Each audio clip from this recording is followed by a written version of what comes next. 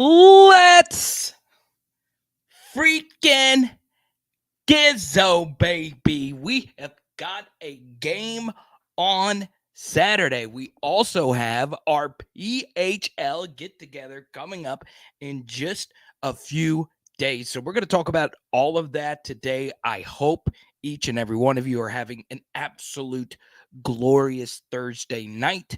As look, I'm going to be honest with you. I have never in quite some time felt less excited about a spring game.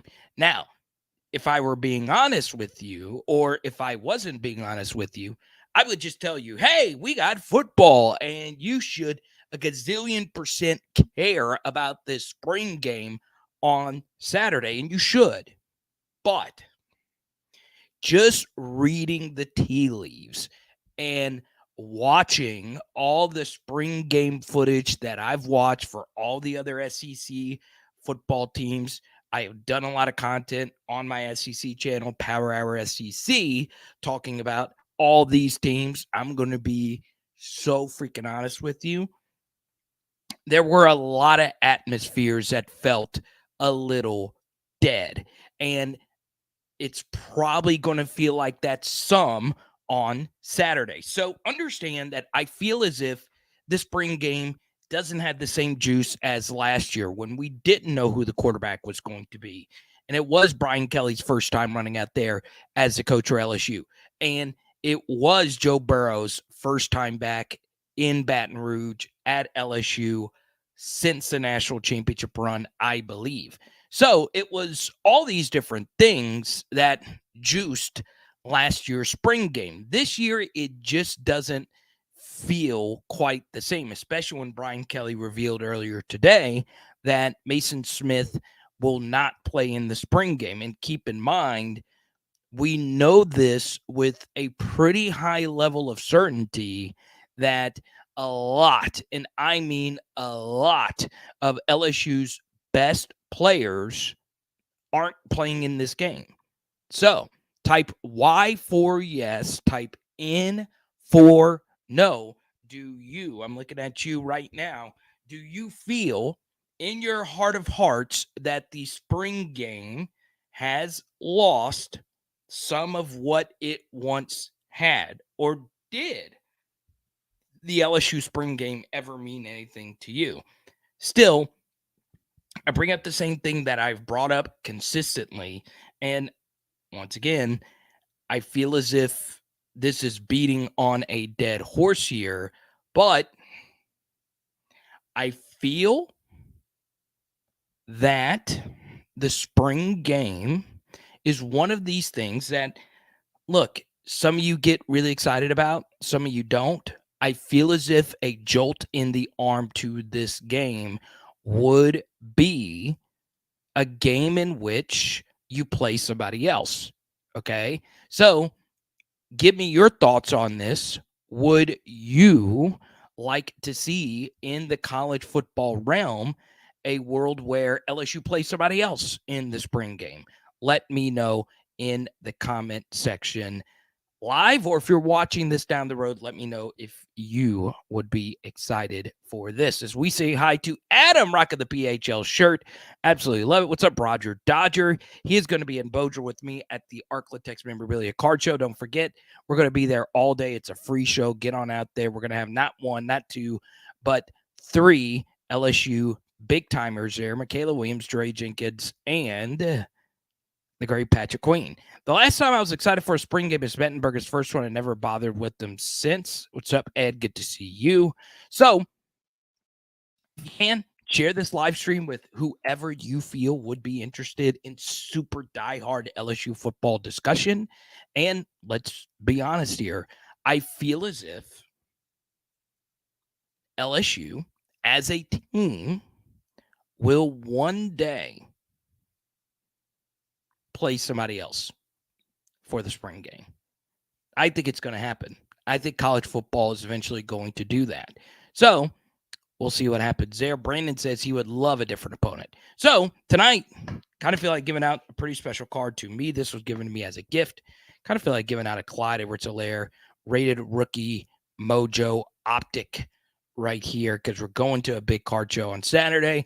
Clyde is one of the most popular players on this channel. So I kind of feel like giving this out. Don't forget, if you are the first person that shows up to the Arklatex Memorabilia Card Show, you're getting this Rohan Davey rookie card, a die cut, only 92 of these in existence. So we're going to talk about that.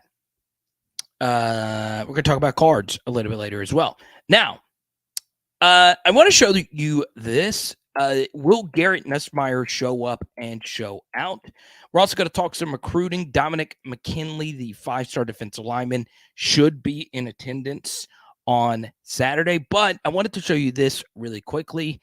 These were the spring game statistics from last year.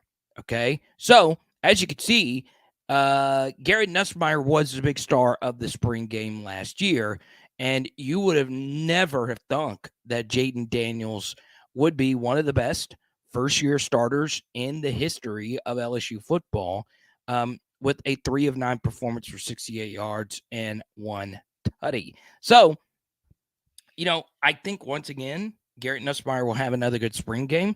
I think Jayden is going to chunk the football down the field to give some fans some hope that the vertical passing game is going to get better. And what's up, Ed, with the big super chat here?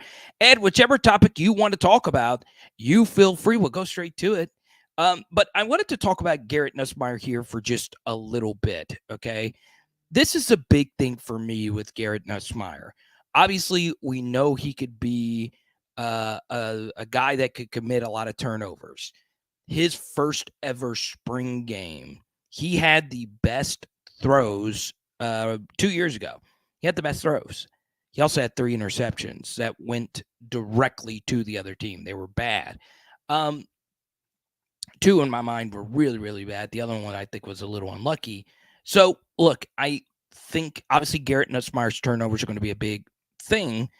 I also think something else about Garrett Nussmeier, and I think it would be fair to Garrett Nussmeier to do this.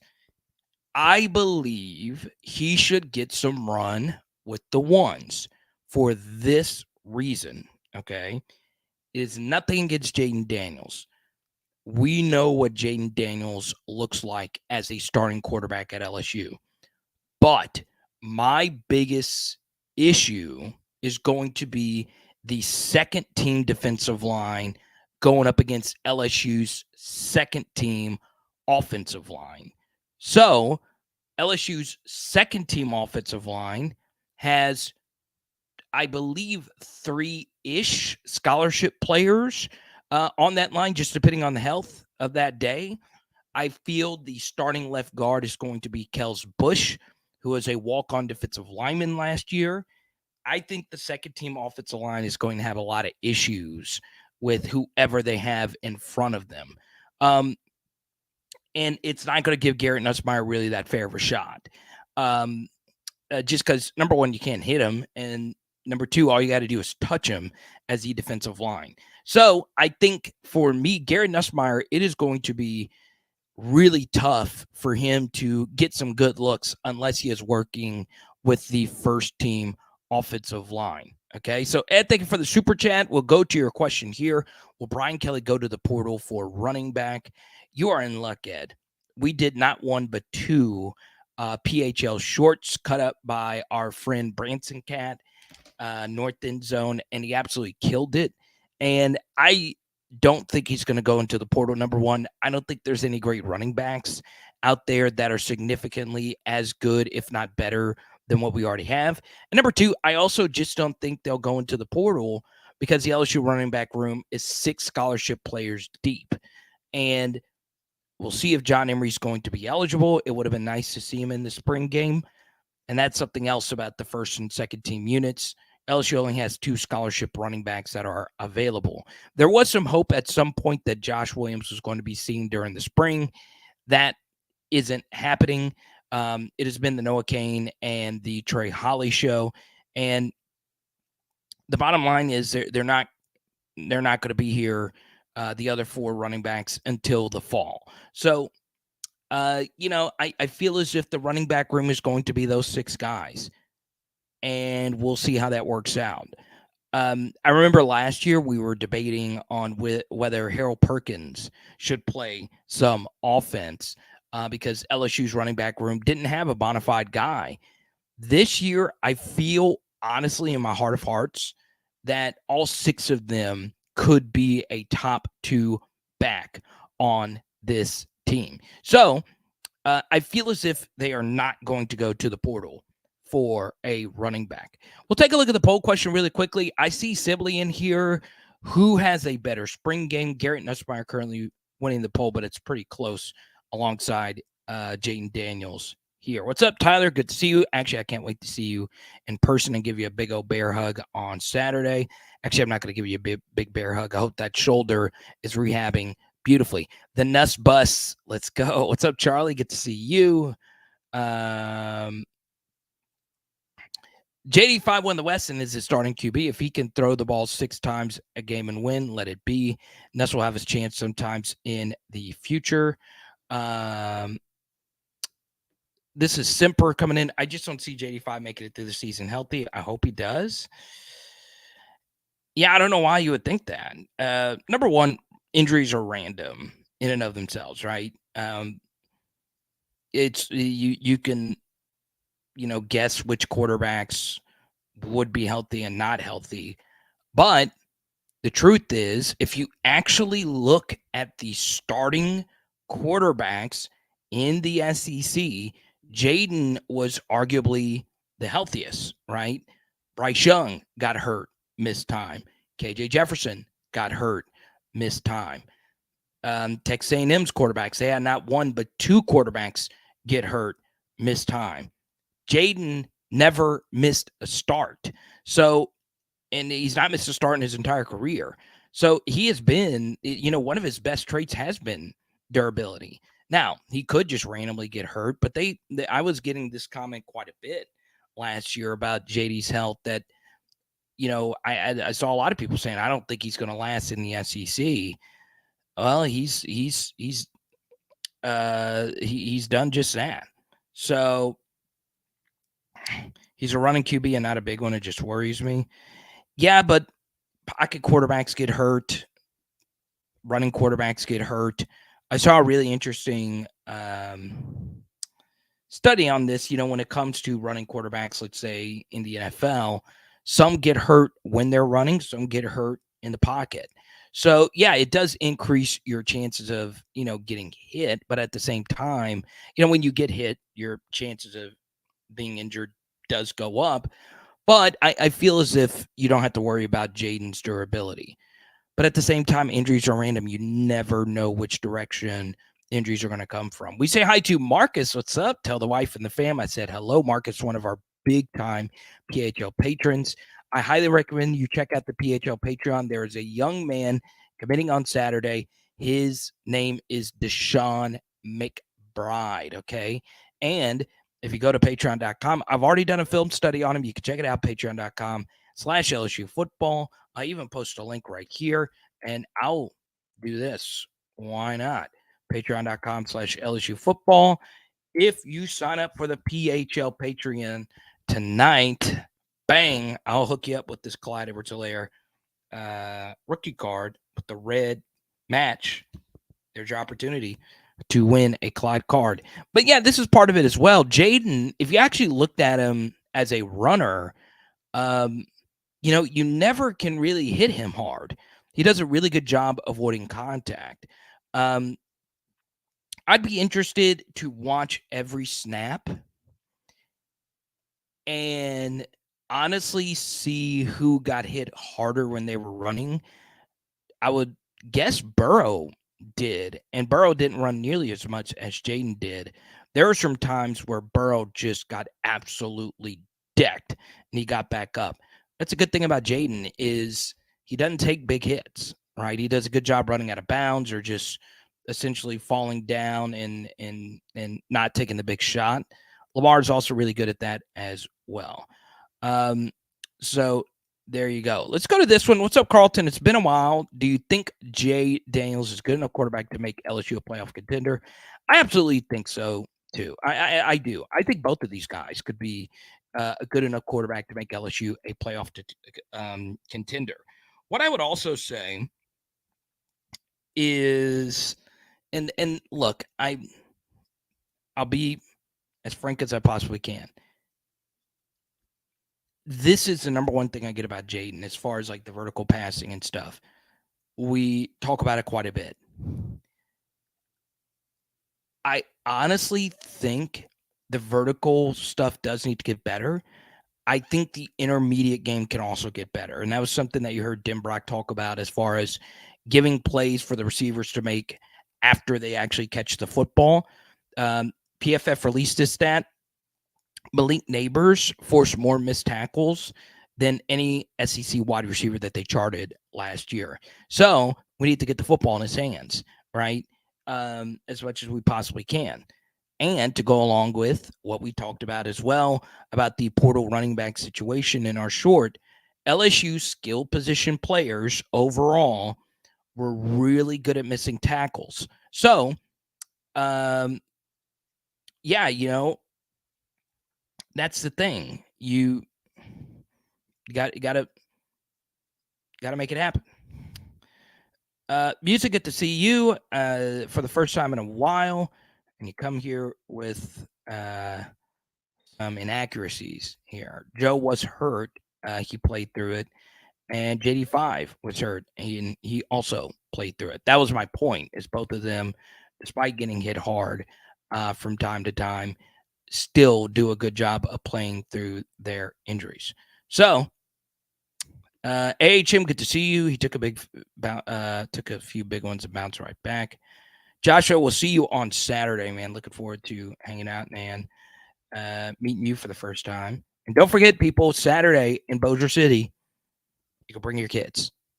It's a family-friendly event. So, I do feel on Saturday there is a very real possibility that Garrett Nussmeier puts on another show. I think Brian Kelly is going to do the same thing he did last year and not blitz. Okay. And look, I understand Matt House's defense is a lot of fun to watch. It's going to be a lot of fun to see Harold Perkins and Omar Spates, that linebacker duo, see how that looks. It's going to be interesting to see how LSU actually lines up their first team defense. You're not going to see Harold Perkins blitz on Saturday. I just don't think that they're going to.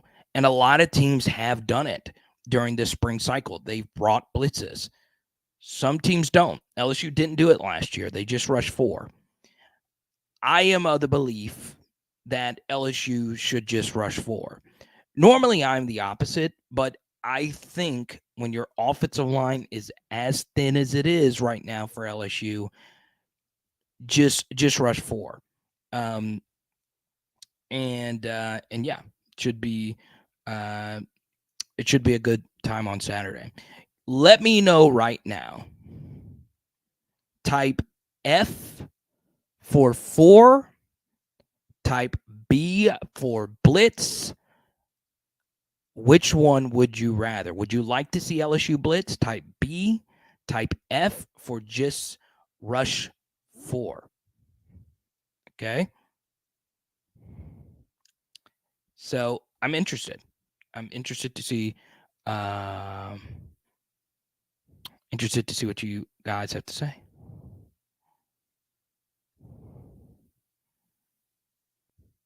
Richard, good to see you. Thank you, Richard, for sharing my Facebook live stream on all your private groups. It's pretty good. So you guys want to see blitzes. There you go. Doug says just rush 4. Skipper says rush 4. Jeff says rush 4. I think the good thing about rushing 4 is you don't show Florida State anything, right?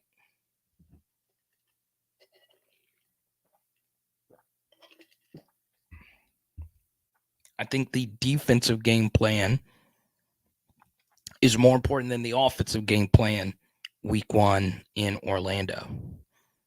So Skipper, I like his answer right here.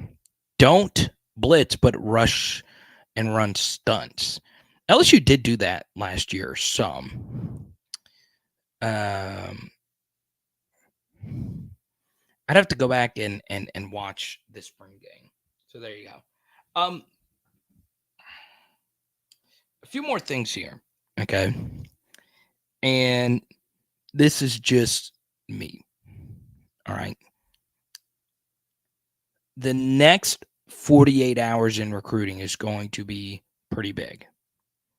Okay. So tomorrow, pretty cool stuff here. 2 recruits from the state of Arkansas are going to make their decisions, and LSU wants both of them. One is a receiver, Courtney Crutchfield out of Pine Bluff. The other is Charleston Collins, a defensive lineman in Arkansas, and he is a top 200 4-star defensive lineman. Okay, and these young men are set to commit on Friday. Okay, so normally when a recruit makes a commitment announcement, they are, in their home state. They have people surrounding them and all of that. Well, LSU made a strong push, and these 2 guys made a visit to LSU today. So that's roughly no less than a 6-hour drive to come down here and visit with LSU. Can LSU flip them from Arkansas? A lot of people think they're going to pick Arkansas tomorrow. It is a home state. I don't know. I absolutely do not know. But there is a possibility. I don't. It is kind of crazy, I guess, to drive all the way down here, but it would make sense, right? If you were to drive all the way down there, and Arkansas, which doesn't get any elite recruits, they have 3 4-stars every year in the state of Arkansas, anywhere from 3 to like 5 in the entire state, where Louisiana has at least 3 players in the top 100 every year. So you would think that Arkansas would turn up the heat to get these kids to commit, because you don't get many in terms of NIL or whatever. I don't know why, but a lot of people think both of them are still going to pick Arkansas tomorrow. I know Crutchfield also plays basketball, so let's be fair here. If you want to play basketball, you play for the home state school in that instance. But still, we'll see what happens tomorrow. I think they're both going to pick Arkansas, but you never know. Now, the next thing I'll bring up is, and I really do mean this from the bottom of my heart, Dominic McKinley is apparently going to be at the spring game, along with a lot of other key pieces for LSU's recruiting class. I'm also going to focus on McKinley tonight. You see his name in the title of the video. I like him. I do. And look, there's a reason why he shot up, the boards. It's tough because he's going to get compared to the last can't miss 5-star defensive tackle, and that was Mason Smith. Mason was so good in high school, and part of what made Mason good, and people close to Mason watch the channel, I want to, issue that disclaimer, but a part of what makes Mason so good is he worked really hard on his body. McKinley's got a great frame now. He is really explosive. But yeah, when a Louisiana 5-star defensive lineman is in state, they normally turn out to be pretty good. I think there's only one colossal bust mixed in there, but for the most part, they're good players. So, big name. We'll see what happens here. I also want to address this from earlier, okay? There was a mix-up. It's just a joke that was put out there earlier, but, people tweeted this out. Joe Burrow is not going to be at the spring game. He was there last year. He will not be there this year. Okay? It's just a joke. So what does that mean? Well, nothing. It was just, I won't get into the details, but it got out there. He's not coming. Now, why isn't Joe Burrow coming? Well, number one, it's a spring game. But number two, one of his closest friends, Patrick Queen, don't you think if Joe Burrow was going in town, he wouldn't be with us at the card show on Saturday? Then, number two, and this is very key, somebody just got paid. All right. So, will Joe Burrow be at the spring game? I don't believe it. I don't believe it.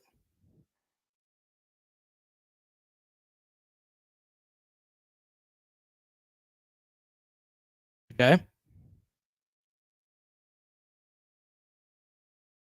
But I do believe Brian Kelly was joking when he said that.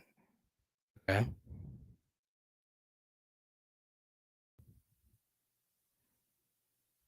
So, there you go. I think he was joking. Now, I would prefer Joe Burrow to be there with all the recruits that are going to be there. Okay. I'll pull up this tweet before we go to John Sibley's very generous super chat. Okay. I hope Joe is there, but I'm going to be honest, I think they're trying to get his contract done. Okay.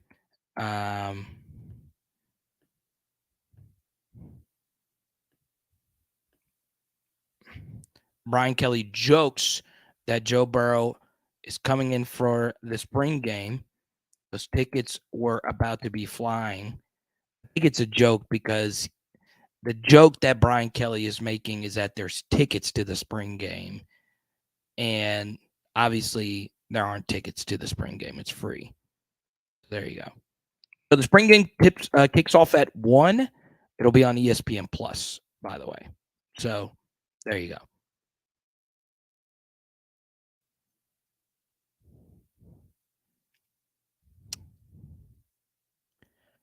But hey, if Joe is there, even better. I'm going to be honest. Normally, when contracts are being restructured, you don't really see a whole lot of public appearances happening. And I think Joe is trying to get everything squared away after this big Jalen Hurts deal just went through. Okay.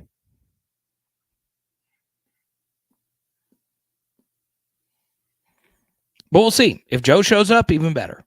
Even better. So he was at the spring game last year with Jamar Chase, Justin Jefferson. I don't think Chase actually went to the spring game, but Justin Jefferson was there. Clyde Edwards-Helaire was there. Thaddeus Moss was there. Sonny Fanua was there. With NIL, why are players visiting schools? Facilities does not matter. Traditions do not matter. Isn't it just NIL bidding? It's a very good question. Okay. It matters a lot. Official visits. Number one. Yes, NIL's a big deal as far as like what you can get and all of that. It's not everything, right? It's just not everything. Not everybody's getting the big $50,000 bag. The second thing is leverage, right? If I am school A and I see the On3 RPM machine saying I'm 98% chance going to get you, and I'm that kid and I really want to go to school A, then why would I show school A that I'm likely going to choose you anyway? What you want to do is show that you are interested in other schools. It's totally free leverage bidding, if you will, right? If I am just all in on going to school where you are, okay, I'm giving away everything. When it's totally, especially now that official visits are unlimited, you can go on as many free trips as you want with other schools footing the bill. And when you're with those other schools, guess what? You can have private conversations with these schools saying, hey, you offer me $50,000. Let me go back to school A. Let's make it 55. You guys know I really want to be there.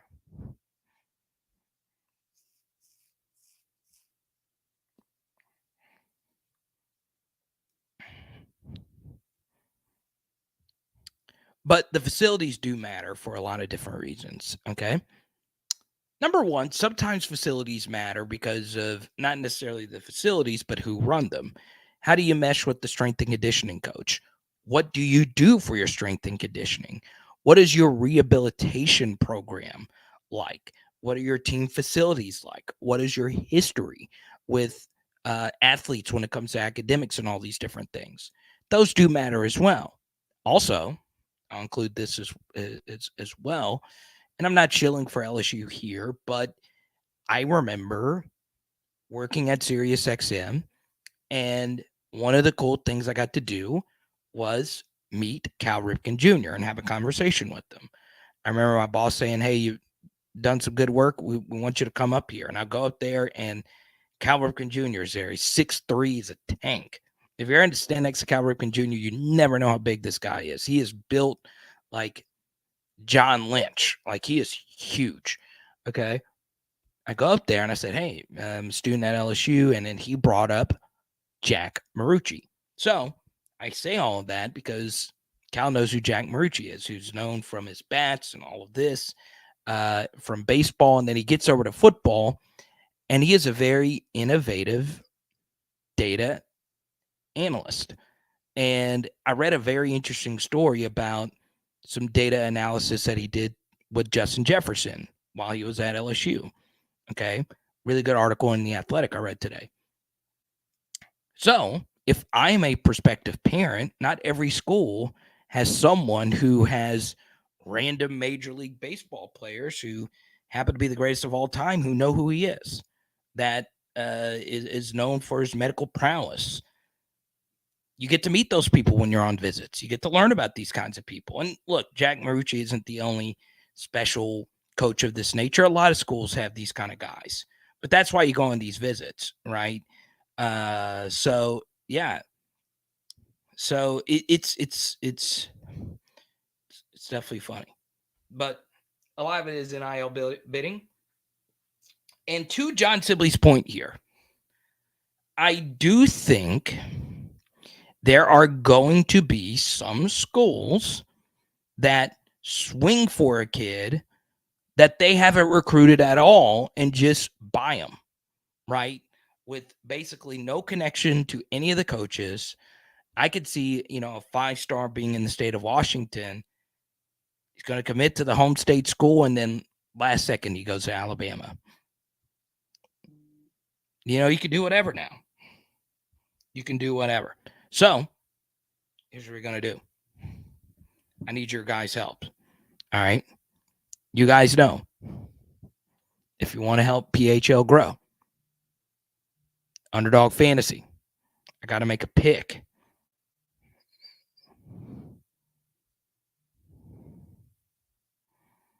And I picked Damian Harris. I only had 10 seconds left to pick. So I'm doing one of these slow drafts right here on Underdog Fantasy. Sign up now. You can go on ahead and start doing your drafts. Best ball fantasy football is the way to go with Underdog Fantasy. Okay. Promo code Carter is a good way to get you a nice little sign up deposit match bonus, baby. And you got all these different games. You got NBA stuff, Dunk It After Dark, all these fun little drafts that you can do. Underdog Fantasy. Check it out. Everyone is jealous of Coach O.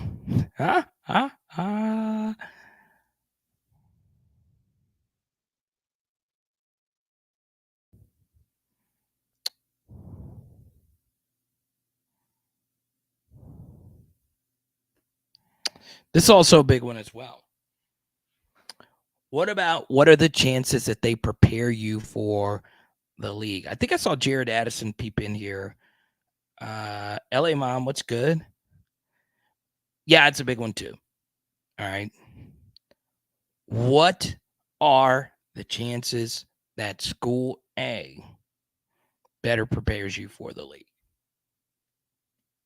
That's a huge one. Absolutely huge one. Okay. The good thing about that, though, TOV, is a lot of that actually does the explaining for itself, right? So here's a good example.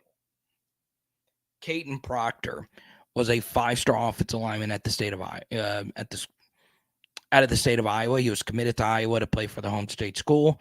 And Iowa produces a lot of NFL players, especially, relative to their recruiting rankings.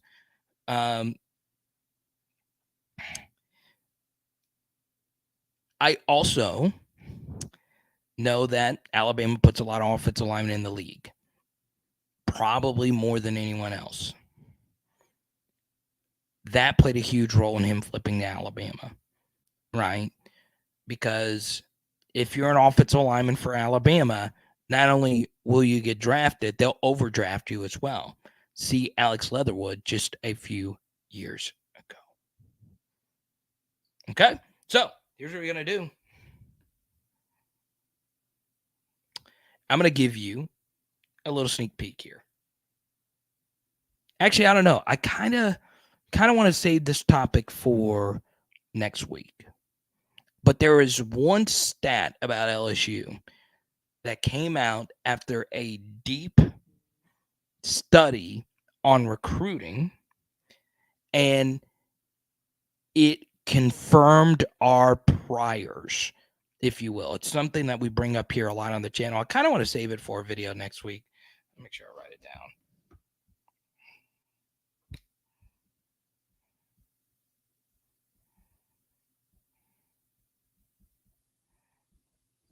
Where'd my other sheet of paper go? Oh, let me put it right there. Pressy Collection. There we go. I'll go ahead and give it away. Pressy Collection, pressycollection.com. What's up, Forbes? Forbes is a Pressy Collection winner tonight. Make sure you check them out. Pressy Collection and the pressycollection.com. That's not what I was doing, but it kind of seemed like it. Get your one-on-one consultation today with the Pressy Collection. I love it.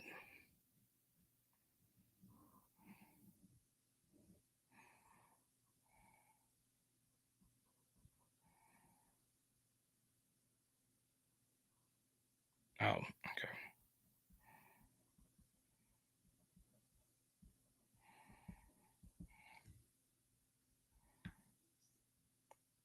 Forbes beat Tony tonight. Tony the Tiger's mad. He's like, dang.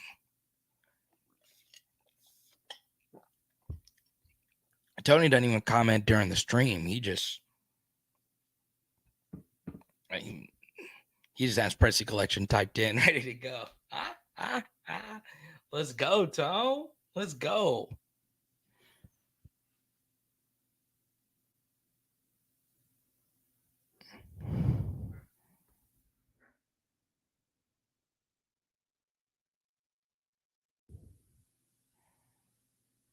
Now tell him. Tony said no. I was distracted.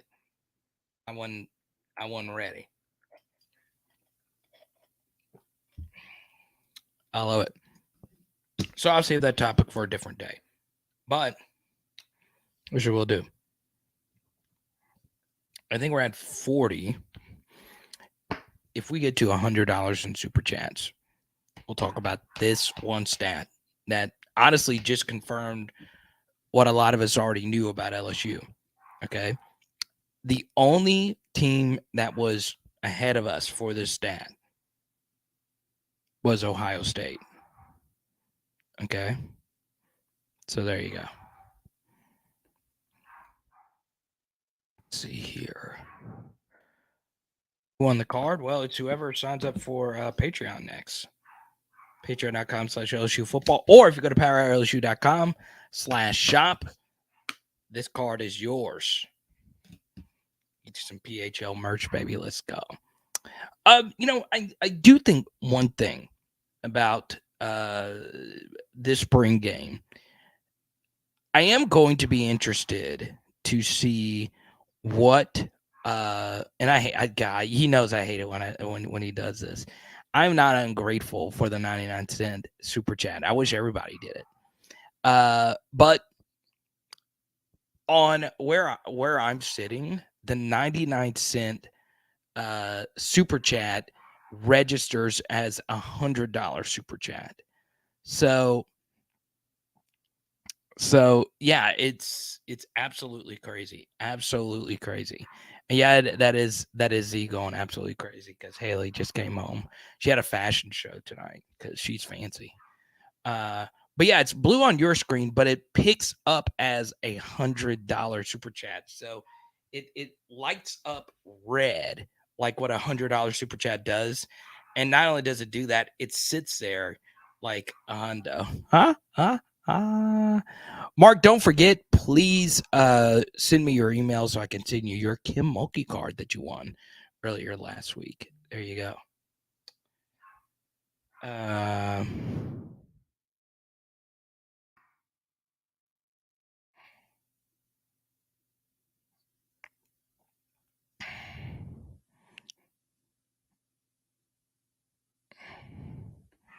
So yeah, this is obviously the big thing. You want LSU to stay healthy for Florida State. So there you go. Now, as far as recruiting is concerned, I think Deshaun McBride is going to commit to LSU on Saturday. I think that one's as locked in as it can possibly get. We dropped a very good film study on Patreon.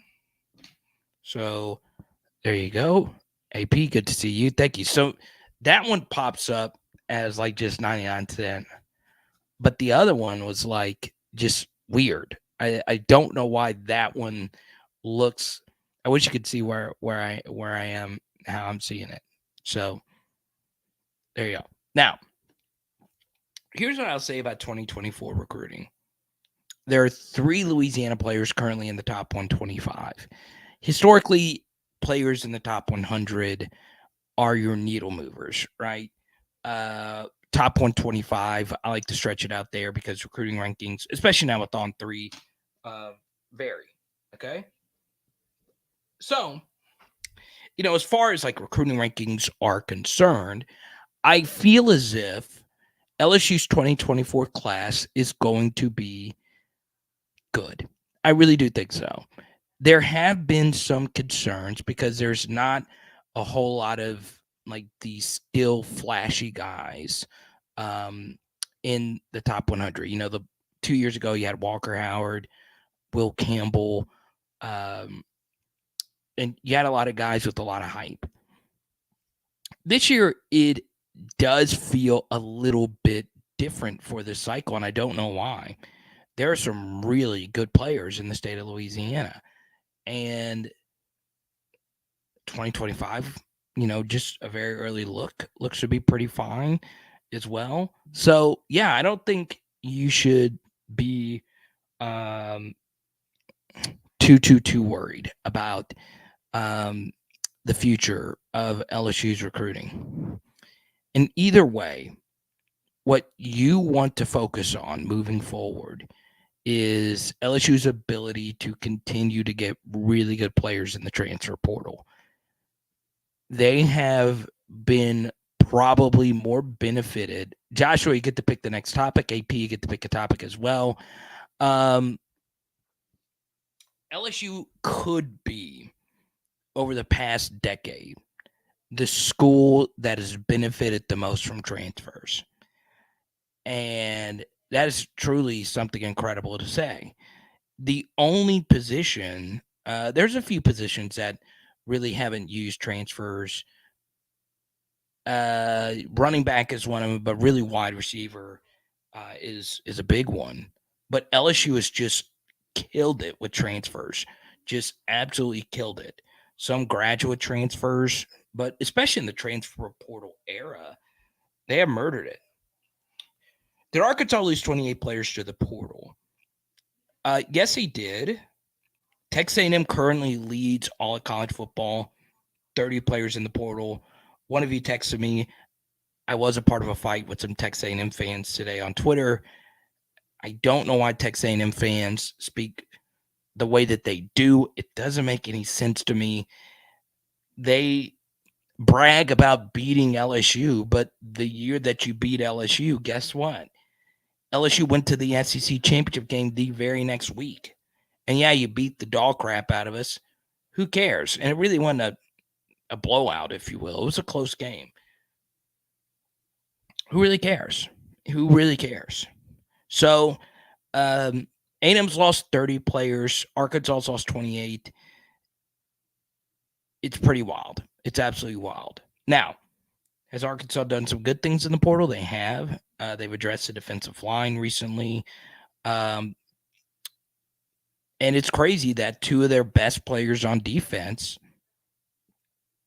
are LSU players, Dwight McGlothern and Landon Jackson.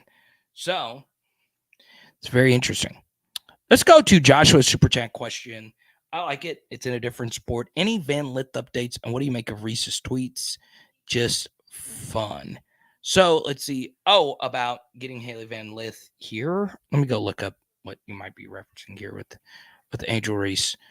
Let's see. Never know with the Angel.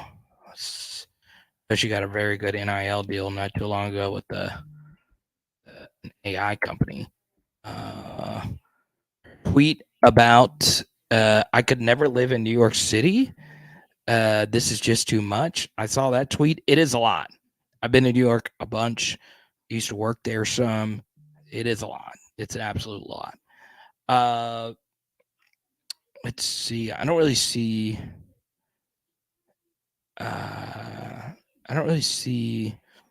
any tweet in particular.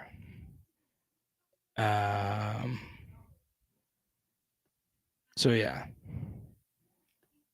Oh, yeah. I think she would love that, obviously. It would work really well. Obviously, Michaela Williams doesn't have to come in and control the backcourt. It also allows, I think the biggest thing from Van Lith is it allows Flau'jae to continue to play the role that she's playing. That play the role that she loves, which is being a slasher, being a wing, instead of being a shot creator, where Van Lith can do that. Her offensive game is really well rounded. So yeah, I think you should feel pretty good about Haley Van Lith. Once again, it just doesn't make a whole lot of sense personally to not play women's basketball at LSU. Kim Mulkey's the biggest coach in the sport. LSU's the biggest brand in the sport right now. Now, they're not the best all-time school. I would never claim that. But they're the biggest brand right now, okay? And there's going to be a lot of eyeballs on you every week. And by the way, I think one thing people forget about LSU as a school, okay, and this is going to come off very braggadocio, very boastful, and that's perfectly fine, okay? But here it is. Not all college cities are great, okay? Not all college cities are happening, if you will. There's a big difference between Starkville and Baton Rouge. Huge difference, okay? It's hard, and Van Lith, played at Louisville, so it's a good city. But, I'd rather be here in Baton Rouge than a lot of places. And LSU being home is definitely a fun place to be. So, it's part of it. Mick, good to see you.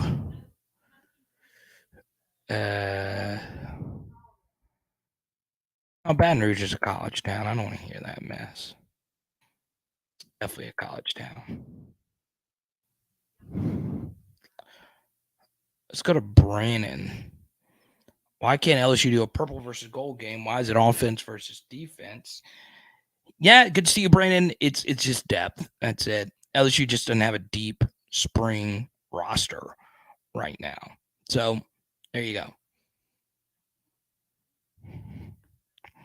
A college town is a town whose main attraction is the college. Now, what I want you to do, Chandler, is think.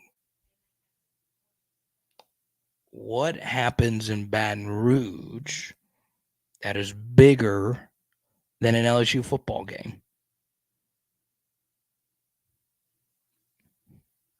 I'll wait.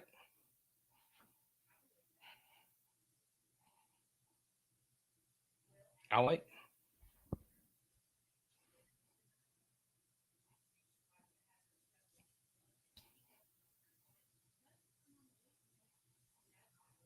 I'll let anybody answer that. Baton Rouge is a college town. It's a parade inside my city. Yeah. Huh? Huh?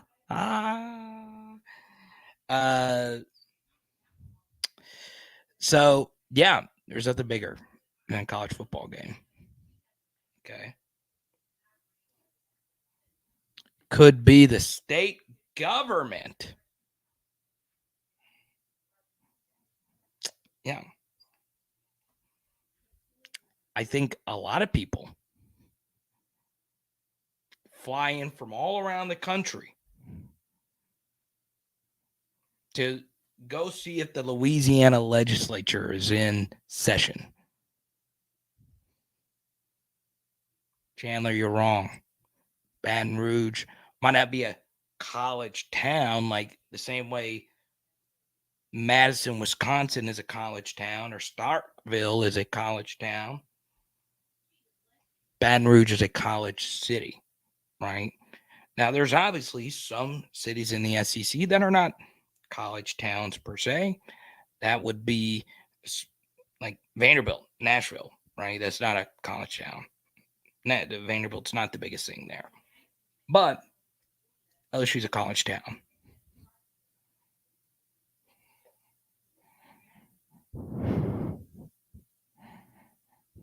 The red stick. Type Y for you. Joshua's dropping the facts here. Type Y for yes, type in for no. Did you know that Baton Rouge meant red stick? Type Y for yes, type in for no. I'm curious. I thought that was a pretty well-known fact. But I don't know.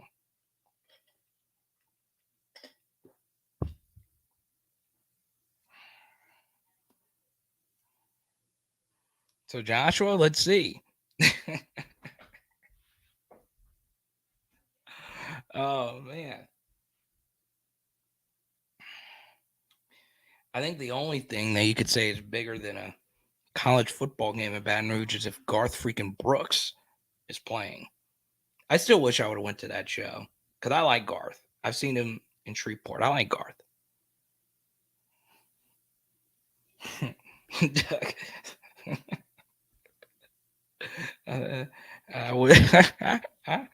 Doug just came in hard at Forbes.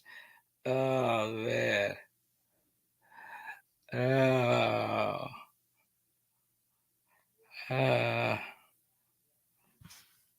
That's so funny. What's up, D-Dubs? Good to see you. It's a parade inside my city. Yeah.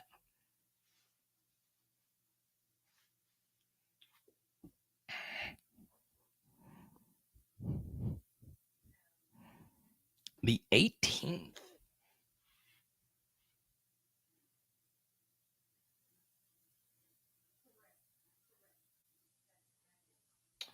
Garth Brooks for you. 2 pink collidas. One for each hand. Love it. Let's go to Danny's super chat.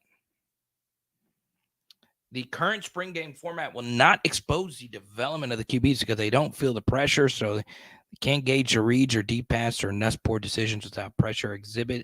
Exhibition games would offer more thoughts. All right. So we are going to switch up the poll question here because I did want to actually go to this. Tell you, Danny is my spirit animal. Jayden Daniels wins the poll. Last year, Garrett Nussmeier had a better spring game than Jayden Daniels, but you guys think this year it's going to be different. Ultimately, it doesn't matter. So let's do this.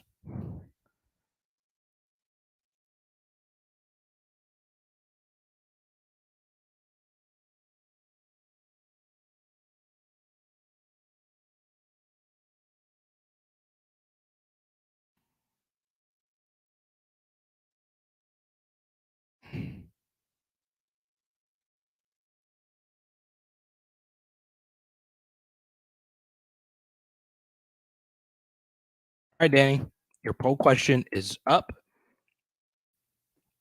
I'm interested what you guys have to say about it. You can do the poll question, but also you can actually do both. Type Y for yes, type in for no. The spring game should change to where LSU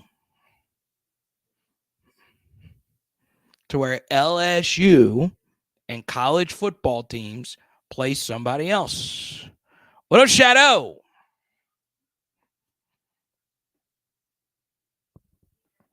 Okay. Now, maybe Brian Kelly was asked this. I wasn't able to listen to the full press conference today. Okay.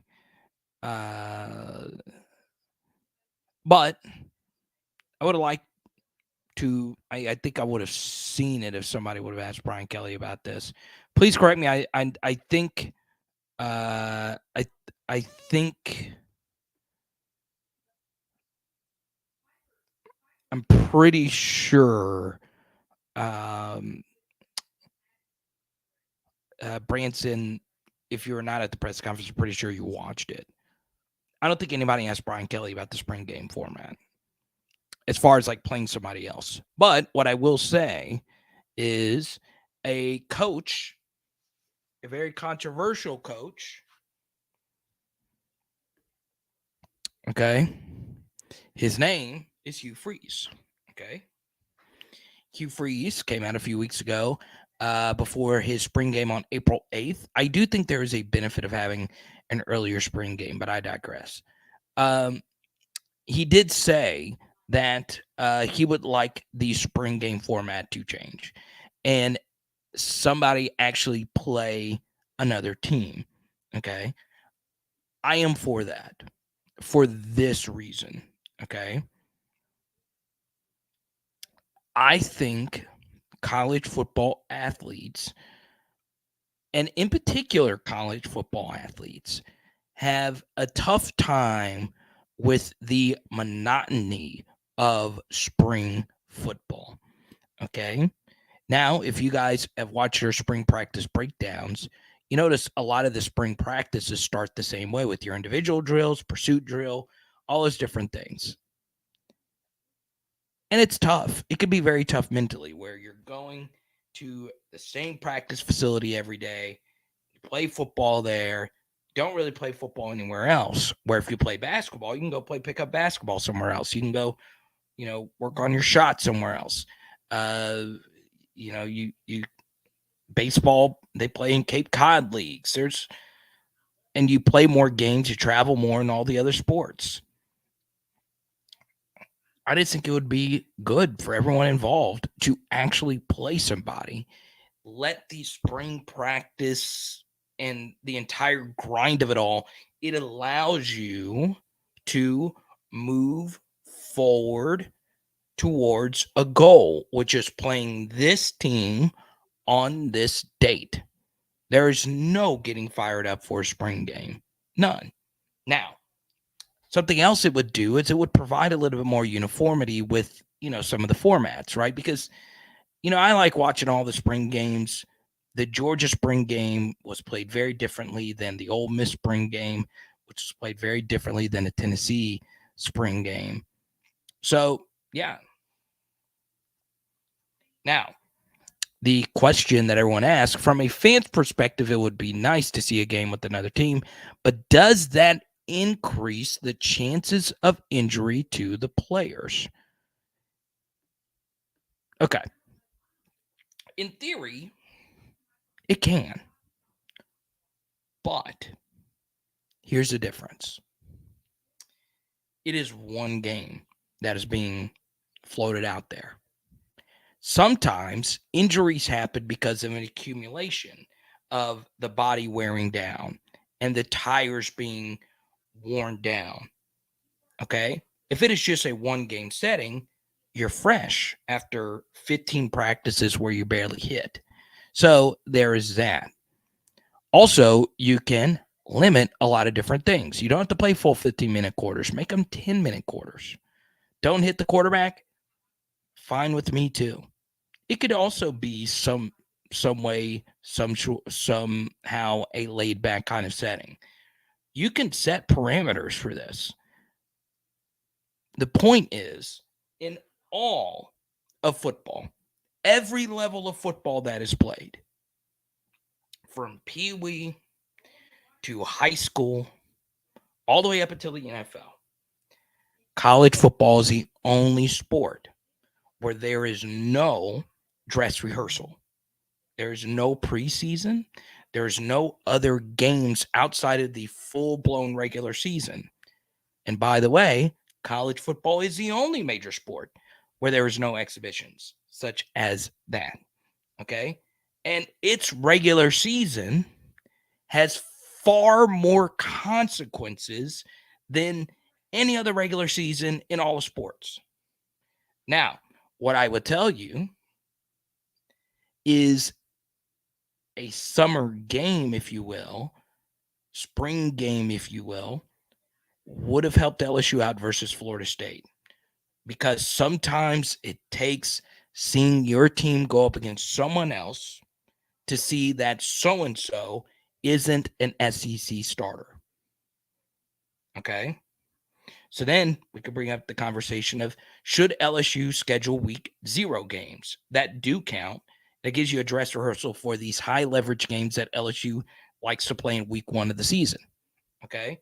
So, Danny Girl, to answer your super chat, I love this topic. I really do. And I understand that I get a lot of blowback on it. Since I have started the channel, I have proposed off-season 7-on-7. I have proposed this idea, and a lot of you disagree with me. And that's fine. It's a good part of this channel. I'm not going to run you down over this opinion in particular that honestly has no bearing on the grand scheme of things, right? So, yeah, I think you should do it. Okay. Doug says you also have half the reps for your own players. You need the reps. Let's go here. I totally agree with this, because you actually see how your team reacts to someone else. So I just like it. I just like the idea. And it doesn't have to be Power 5 versus Power 5, right? It could be the annual LSU versus Southern Classic. Simple travel, easy on everyone. And you go to school to play college football. That's why you go to the school. That's why you go to LSU. That's why you go to any school, to play college football, not to practice. Definitely not to hit your own teammates. So, once again, some people are really passionate. Richard says, no, it's just an embarrassing idea. Sibley, one of our sharpest viewers, not in favor of playing someone else. Doug, one of our sharpest viewers, not in favor of playing someone else. Shadow, I remember that very vividly. So I like the idea. I do. I don't like the idea of playing ULL. I don't. I just don't. It's not necessarily that I'm scared of them. I'm not. We should play them in a regular season game. It's just I I saw it this week. I did not know this. Now, I'm going to be as clear as I possibly can about the LSU ULL thing. And Simper, feel free to correct me if I'm wrong on this, and mostly Simper because he lives in Lafayette. And if you live in Lafayette, or if you've lived there before, I respect your opinion on this more than others. Okay. Um, I did like growing up, I just didn't spend a lot of time in Lafayette. I just didn't. Like, I've spent time in Opelousas. I've spent obviously a lot of times in New Roads and Baton Rouge, New Orleans. Just not a whole lot of time in Lafayette. I have family that lived there. I love it. And the times I visited, it's great. What I did not know was how much some UL fans, or let me make sure I say this correctly, Louisiana fans,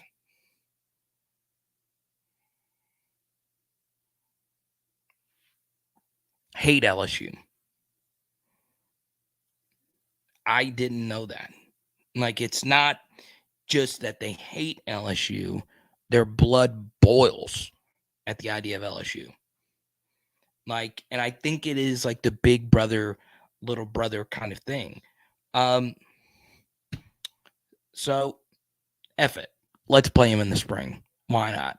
Huh? F it. Let's do it.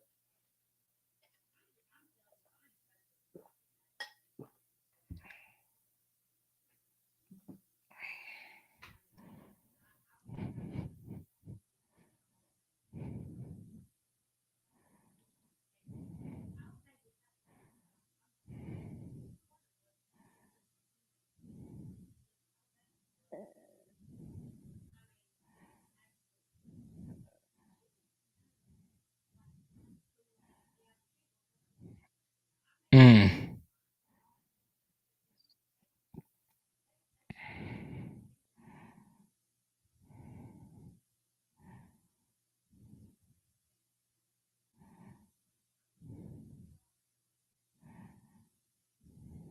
Mm.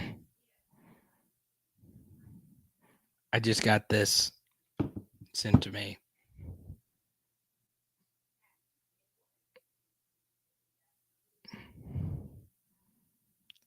Laugh yet, Lafayette. I love that so much.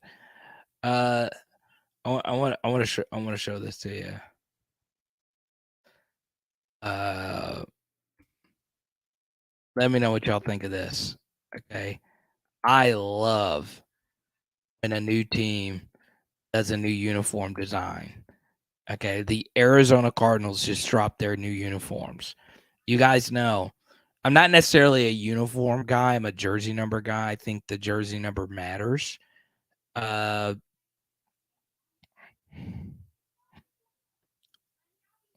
what do y'all think of the new Cardinals unis? Huh? Huh? I mean, the one on the far right looks like that Ohio State alternate.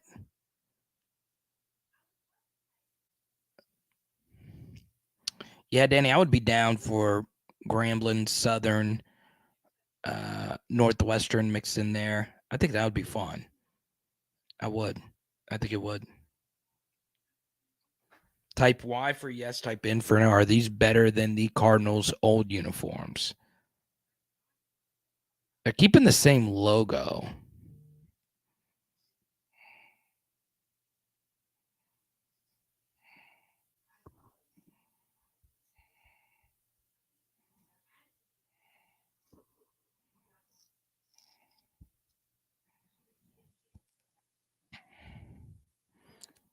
You would like?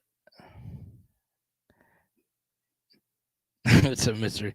They look like they made up teams on the old NCAA football games. It does look like that. Oh man,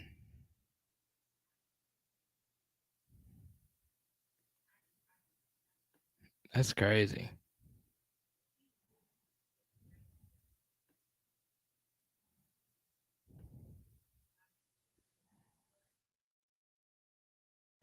That's going to be kind of tough to see because of how this Twitter was cropped.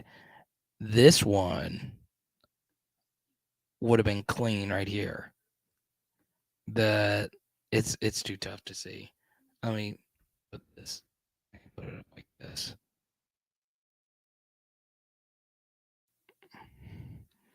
Still tough. Here we go.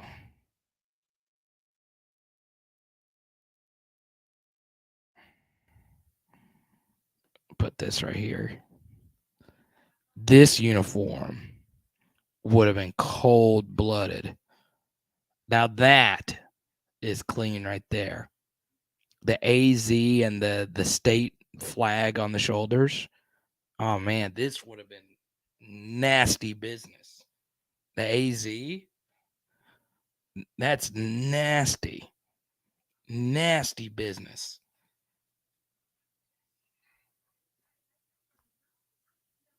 God, that would have been oh man, that's so clean right there. God.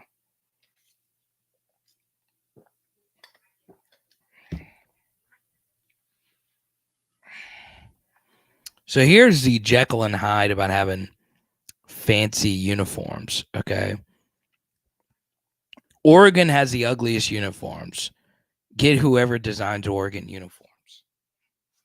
Why do y'all hate on the Oregon uniforms? Mm.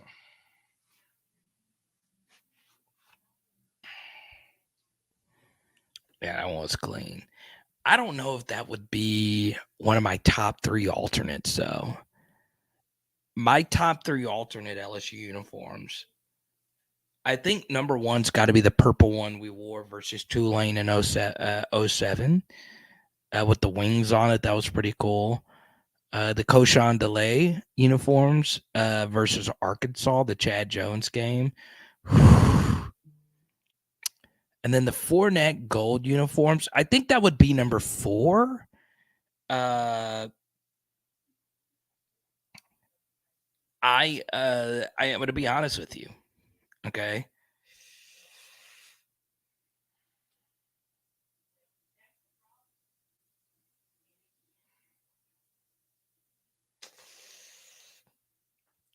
I got to go with the 2018 ones. I love those uniforms. The one versus Mississippi State. God, those uniforms were nasty business, bro. Nasty. So I'd go 07. What was that? That was Chad Jones junior year. So that's 07, 09, and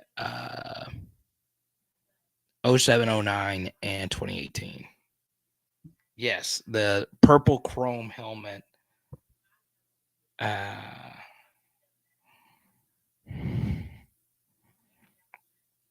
But yeah, I agree with you and Buster.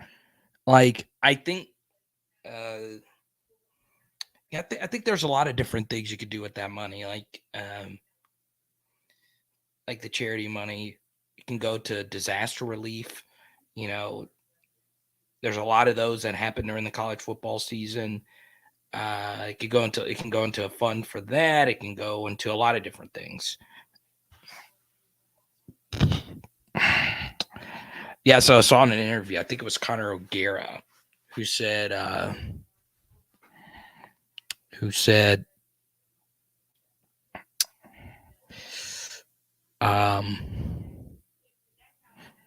Connor O'Gara had Nick Fitzgerald on, who took the hit.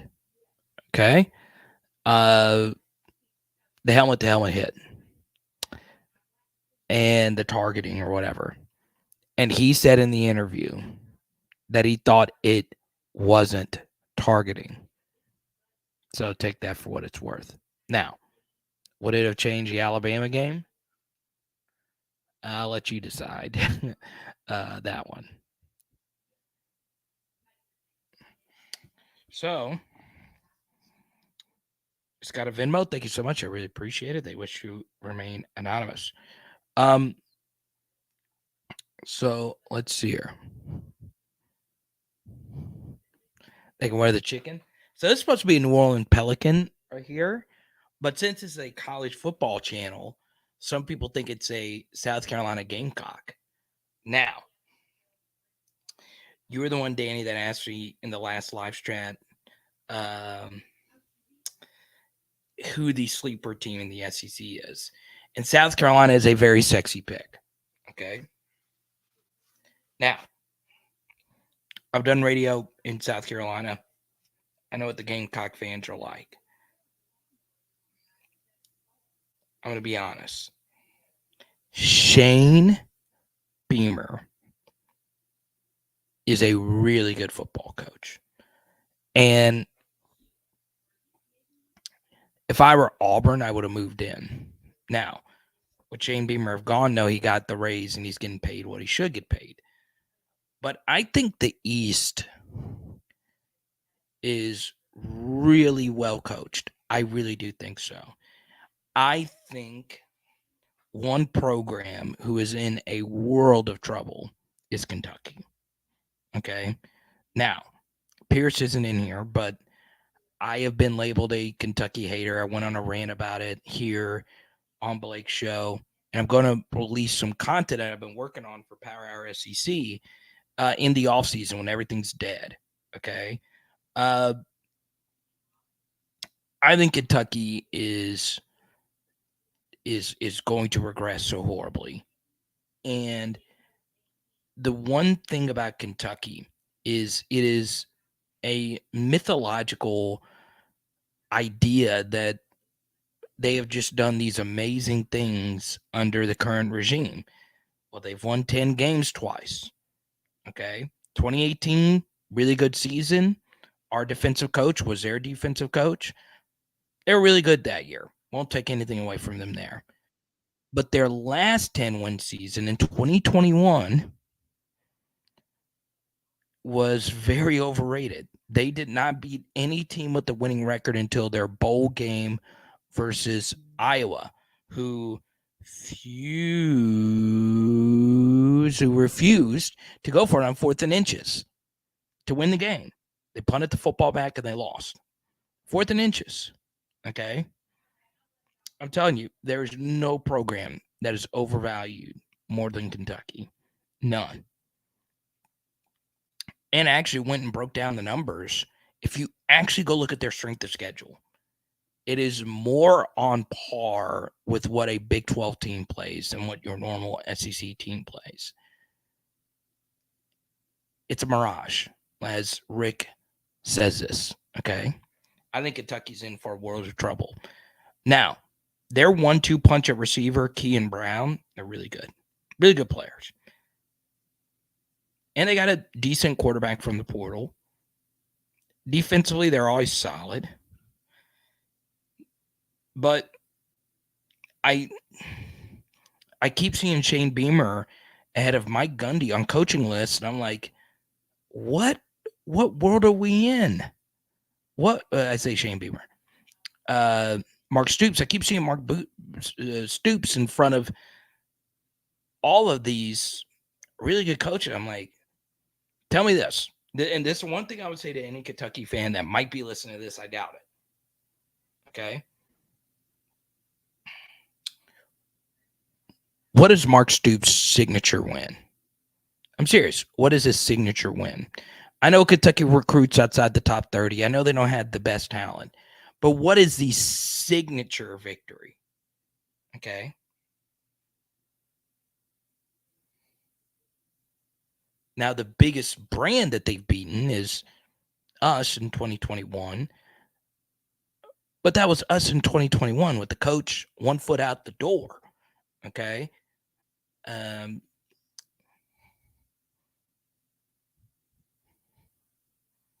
So Doug points this out. Florida. Now you tell me this. Is the last 5 years of Florida the Floridas of 15 years prior? No. If you would have told me, as great as we have been in the past 2 decades, if you would have ever told me that we were going to beat Florida 4 consecutive times, I would have said, pass me the blunt, Snoop. I would have never thought we'd beaten them 4 straight times, but we have. And one of those Florida teams was supposed to be good. A playoff contender. They had Kyle freaking Pitts.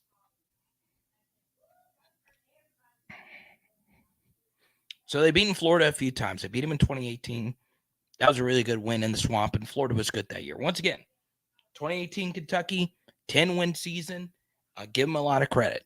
I will say this, though. Go back to Mark Stoops. He almost made the coaching mistake of the century that would have still been talked about to this day. All right. In the random bowl game versus Penn State. When you score a touchdown and you go up 19, you almost always should go for 2. Now, if it's in the first half and you have 2 offensive teams going back and forth, kick the extra point. But if you score a touchdown and the score is 13-0, you always go for 2 if it's in the second half. All right? Because for them to come back and beat you, the only way that they're going to do it is scoring 3 touchdowns. Right? They're going up 20 is no different than going up 19. And Mark freaking Stoops kicked the extra point to make the score 27-7. And what did Penn State do? Well, they were driving the football 27-21, and Matt House's defense saved the day. It is elementary to go for 2 there. But to each their own.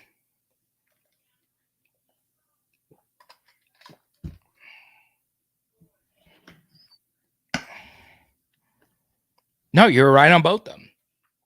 I don't know why you're saying it didn't pan out. South Carolina had 2 wins in 2 weeks that are better than any Mark Stoops victory. They beat Tennessee. They beat Clemson. 2 top 10 teams. South Carolina is a really good team. They got blown out by Florida. That was the back end of a back-to-back road game. They went on the road and beat Kentucky this year. South Carolina was a good team this year. And I don't know what you're talking about. If you pick Tennessee to be a sleeper, you're right. They were the story in college football last year. They really were. There wasn't a bigger story in terms of a team's resurgence than Tennessee. Okay? But not to toot my own horn, Rick brings it up here. I told you to smash the Tennessee over-under. They were a really good team. And you will see, unfortunately, more than likely a week from today, they'll probably have a higher likelihood of having a first rounder than us. That's how good of a season they had. Okay? Now, I did want to get to this. And if you guys want to talk about this, because we are going to talk about it on Tuesday and next week in particular, and especially on Thursday, we always do this. We do a Thursday night live stream to go along with the NFL draft. So a week from now, we got the NFL draft. Okay?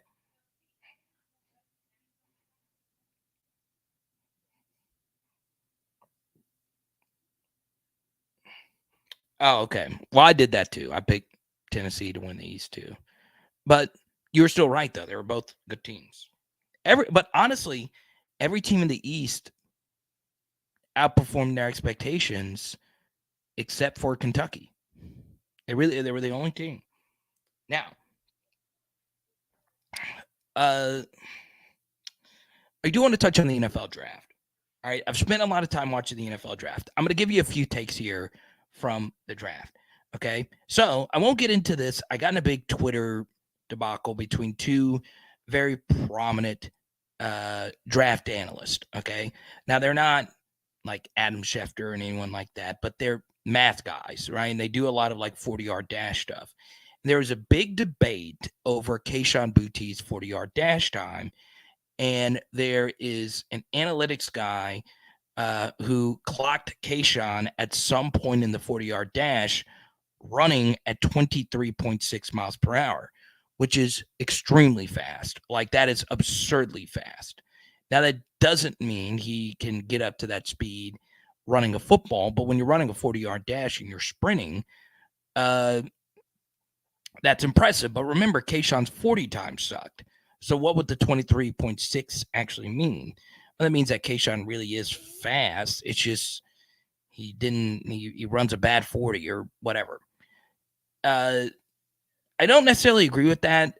That was a big debate. I was trying to figure out how he verified this and how he clocked it.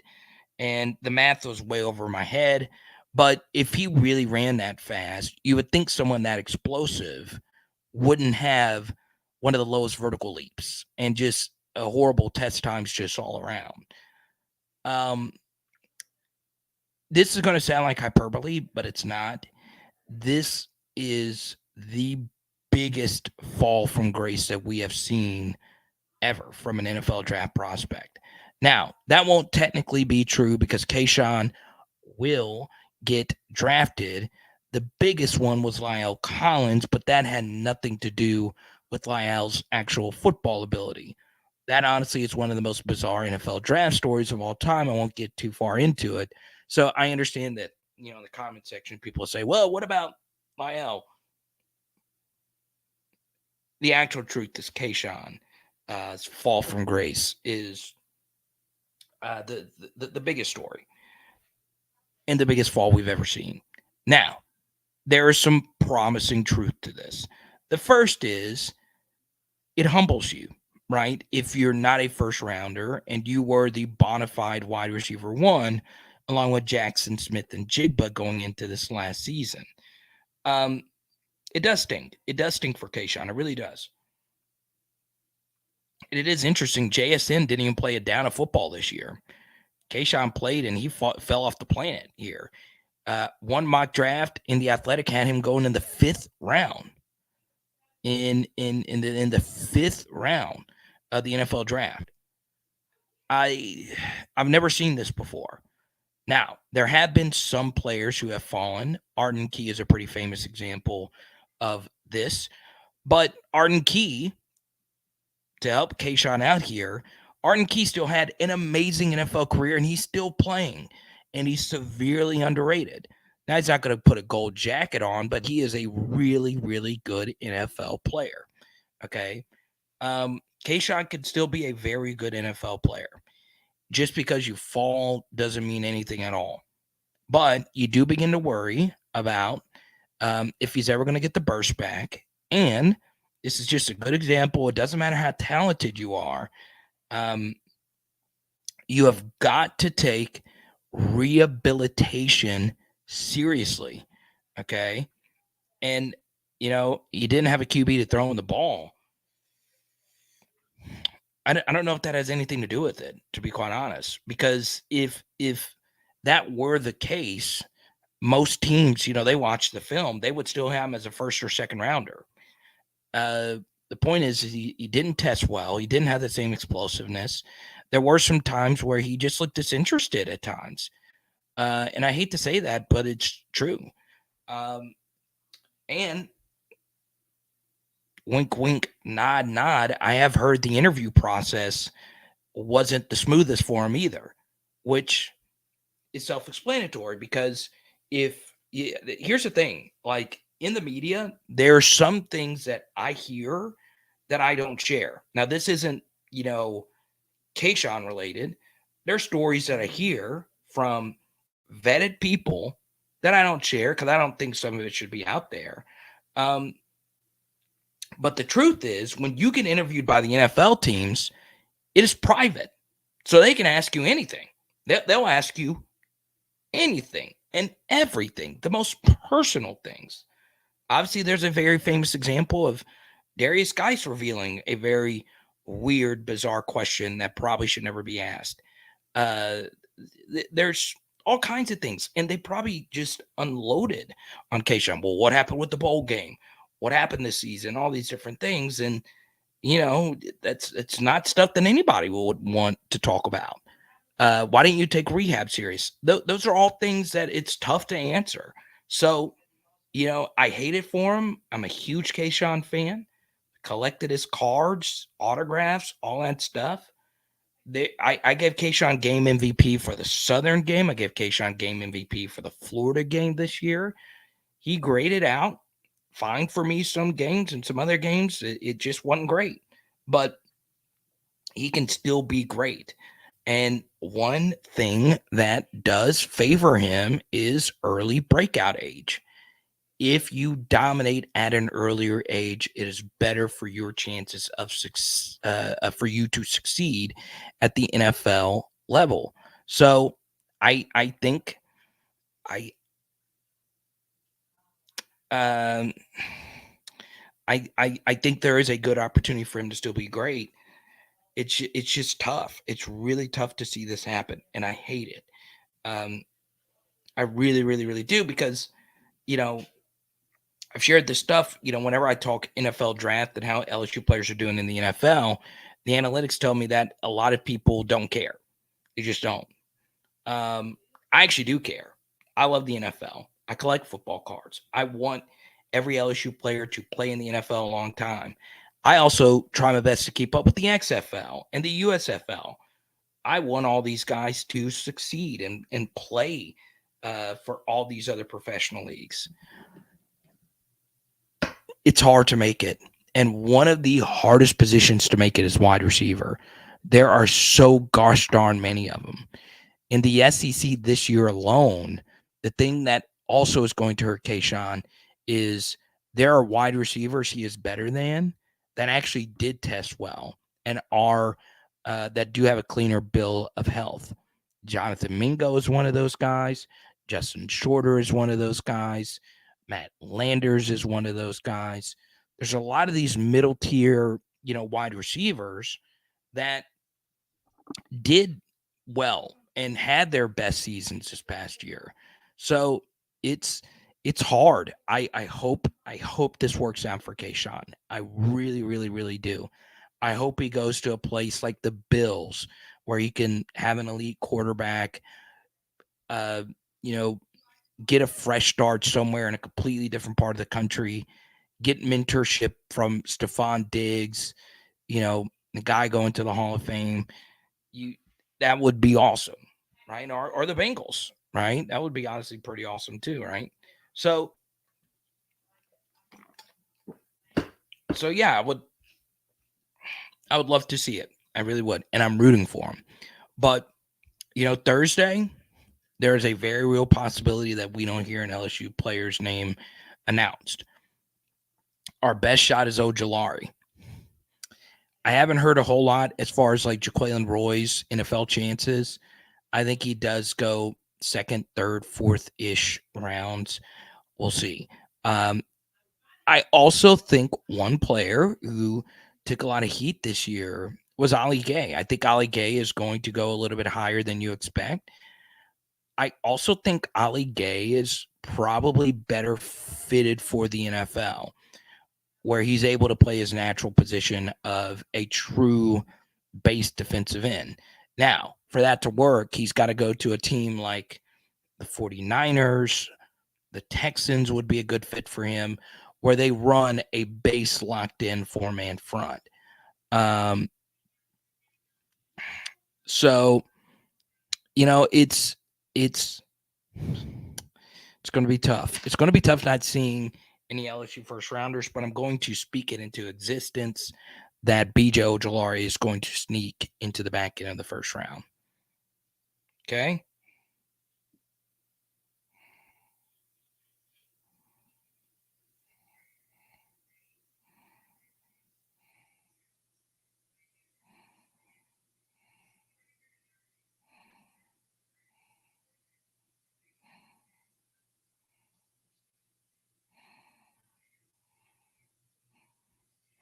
See here.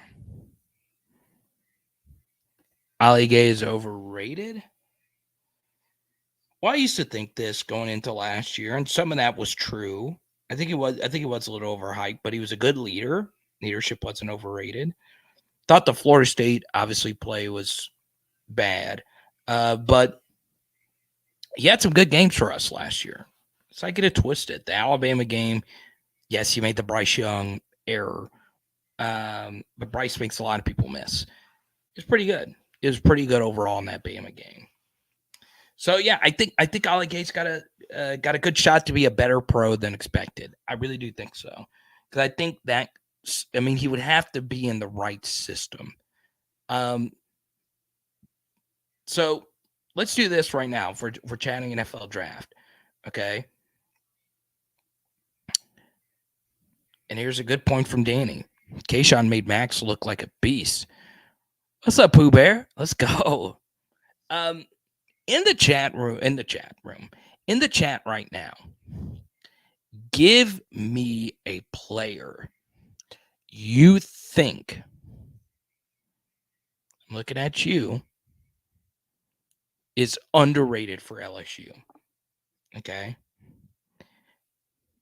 They will have a better pro career than expected. Okay. So that's someone like Deion Jones, Jalen Mills, guys that didn't have a whole lot of NFL hype. So in this case, maybe some of you think Dre Jenkins is going to have a long NFL career, or I don't know. Let's see, who would be another like deep cut LSU? Yeah, current.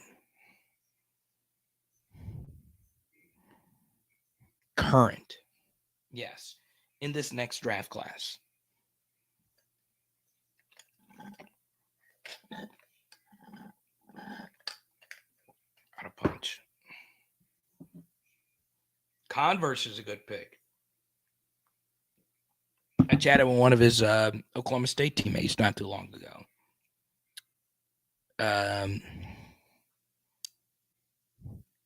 Jay Ward's a good pick. Let's see, Converse.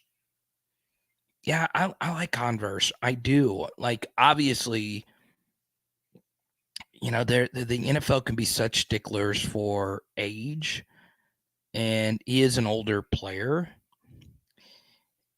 And the big thing, like, when you watch him, athleticism, wasn't his strong suit, but he had by far the best pro day. It wasn't close because they didn't invite him to the combine. So yeah, I would say I'm rooting for Converse. I'm rooting for all of them. I'm gonna go Converse. I'll go Converse. Why not? What about, does anyone believe Baskerville can have an NFL career? A long one. Any love for Micah in here?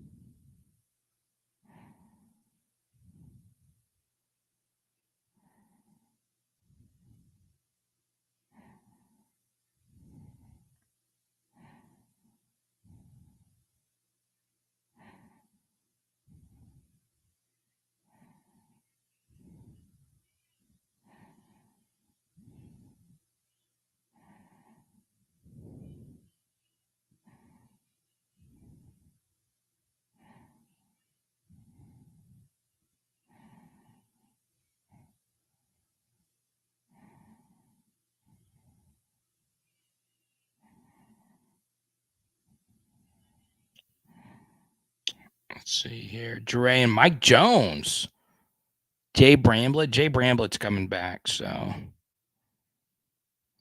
yeah, I could see it.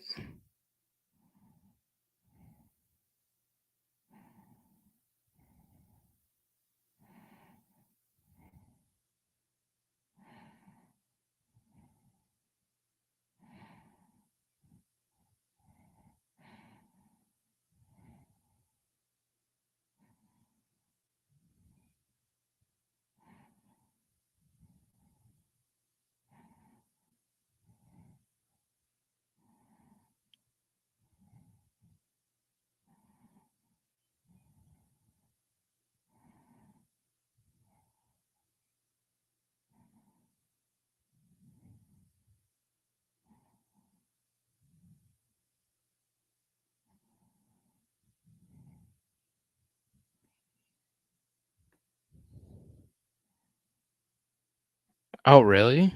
I didn't know this. That's crazy. The other day about Mike Jones' sister's Coco Jones. She plays Hillary Banks on the new Bel Air series. I heard that was actually good. It's like deeper though.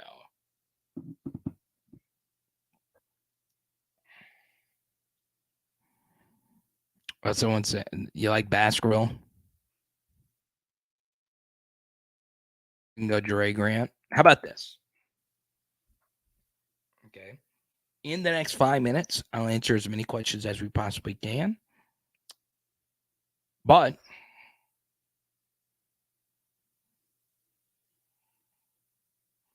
if you super chat, we'll keep the party going all night long, baby.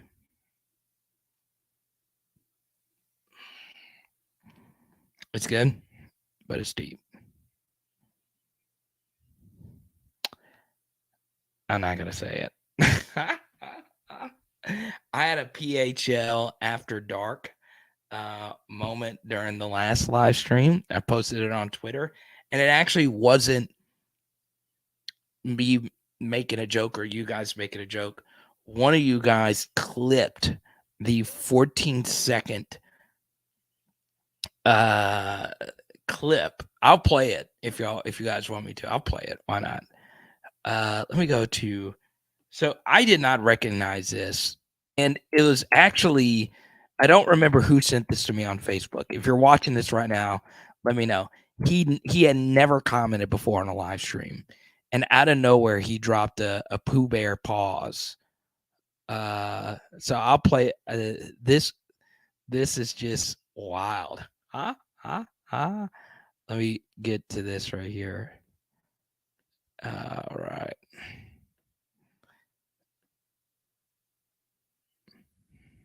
You can know it's coming. You can know. It's still hard. It is still hard. Okay. So be ready for it. You can know it's coming. You can know. It's still hard. It is still hard. Okay. So be ready for it. Huh? Huh? Huh? Huh? Huh? I couldn't believe it. I couldn't believe it. I couldn't believe it. Huh? Huh? Huh? Huh? Huh? I couldn't freaking believe that.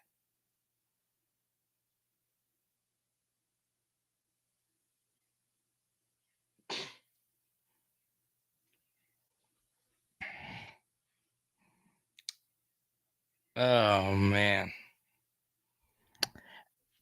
And honestly, nobody caught it except one person.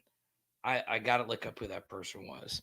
And out of nowhere, he commented like 10 minutes later and he just like quoted that exact quote. And I was like, what are you talking about? So he then sent me the clip. I've got Pierce. Huh? Huh? Huh?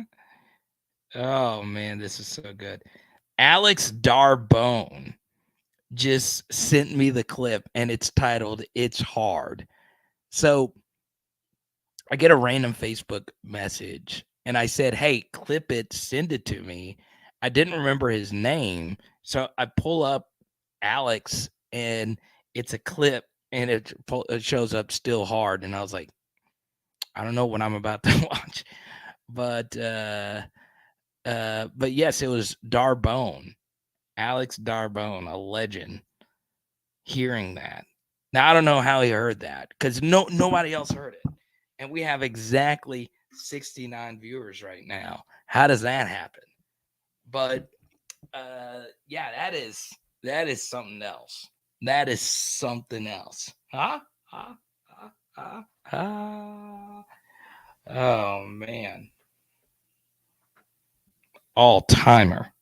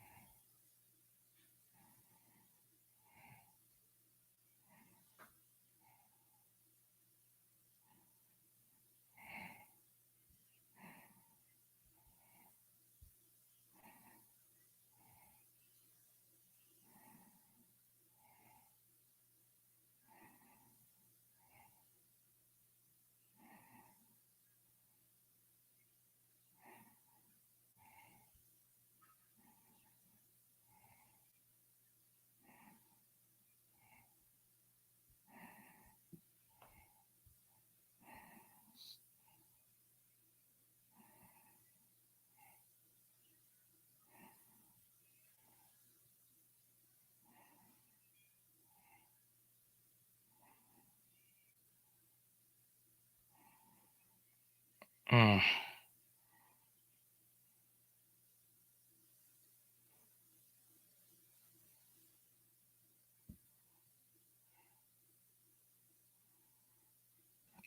420. Let's go. I still can't believe that.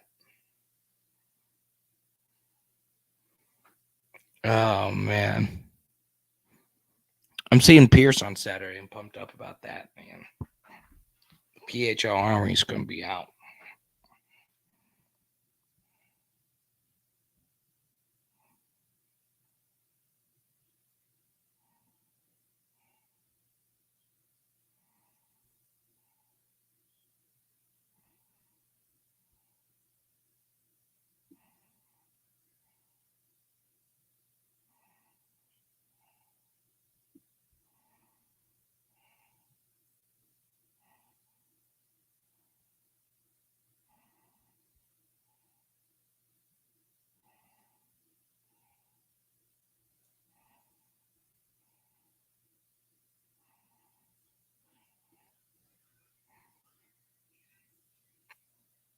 Mm.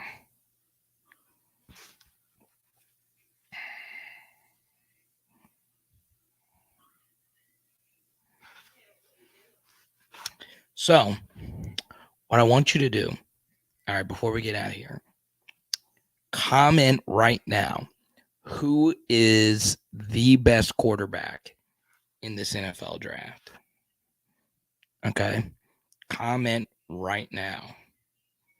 Well, I'm telling you, Danny and I were spirit animals. I swear. I promise you, right when I said that, she dropped a super chat. So I promise you, I was like, we got to do it. Huh? I understand it's not easy to say this, but you guys come here for an objective viewpoint. Sometimes that objective viewpoint is pro a player that plays for a team that we may or may not like. Okay. So in this case, my top two quarterbacks play for two teams we hate the most. I am going Bryce Young number one, and I do think there is a gap. I think Bryce Young throws with amazing anticipation. I think he has great playmaking extension ability. Pocket manipulation is really good. His ability, when you actually watch him play, to snap his head in many different directions is absolutely crazy. And the game moves really slowly for him compared to other quarterbacks when you watch him. And, I know there's a big debate between him and CJ Stroud, and I won't get into the Ryan Clark and Brady Quinn debacle, neither of which I'm necessarily, the absolute biggest fans of either. And I know that's not the most popular thing to say about Ryan Clark, who is, obviously an LSU great. I like Ryan. It's just, I don't know. I got to be honest here. I think Stroud's a really good quarterback. I just struggle when I see that his dirty pocket passing ability just isn't that great. And the receivers he threw the football to were so much better than the DBs they went up against. Now, they went up against really good DBs. Obviously, Joey Porter Jr. is going to be a first-round pick. Witherspoon is a Big Ten DB, so they went up against good DBs. Maryland's got good DBs. So, still, the receivers were just so freaking good. Well, what about Joe Burrow? Why didn't you say the same thing about Joe Burrow? Well, it's simple. Joe Burrow was an improviser in his own right.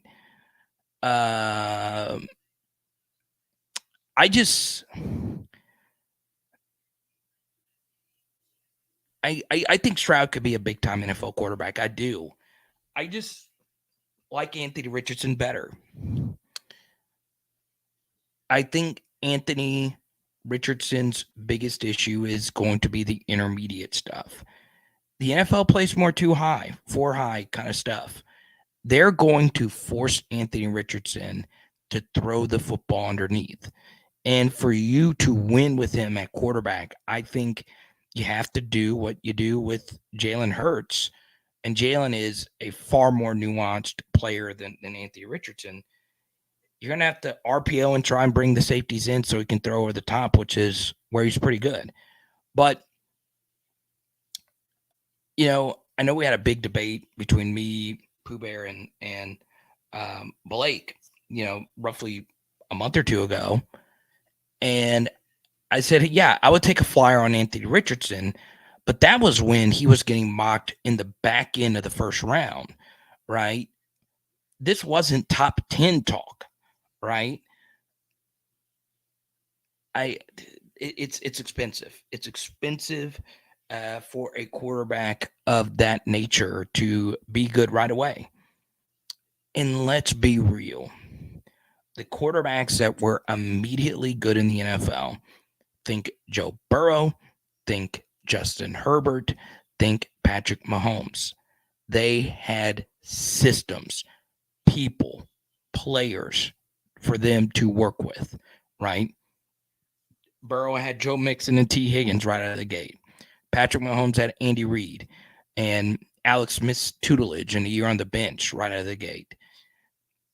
Josh Allen had Stephon Diggs these past couple of years. Justin Herbert had Keenan Allen, Mike Williams, Austin Eckler. So, I mean, AR, if you're spending a top 10 pick, I mean, you better have guys around them for this to work.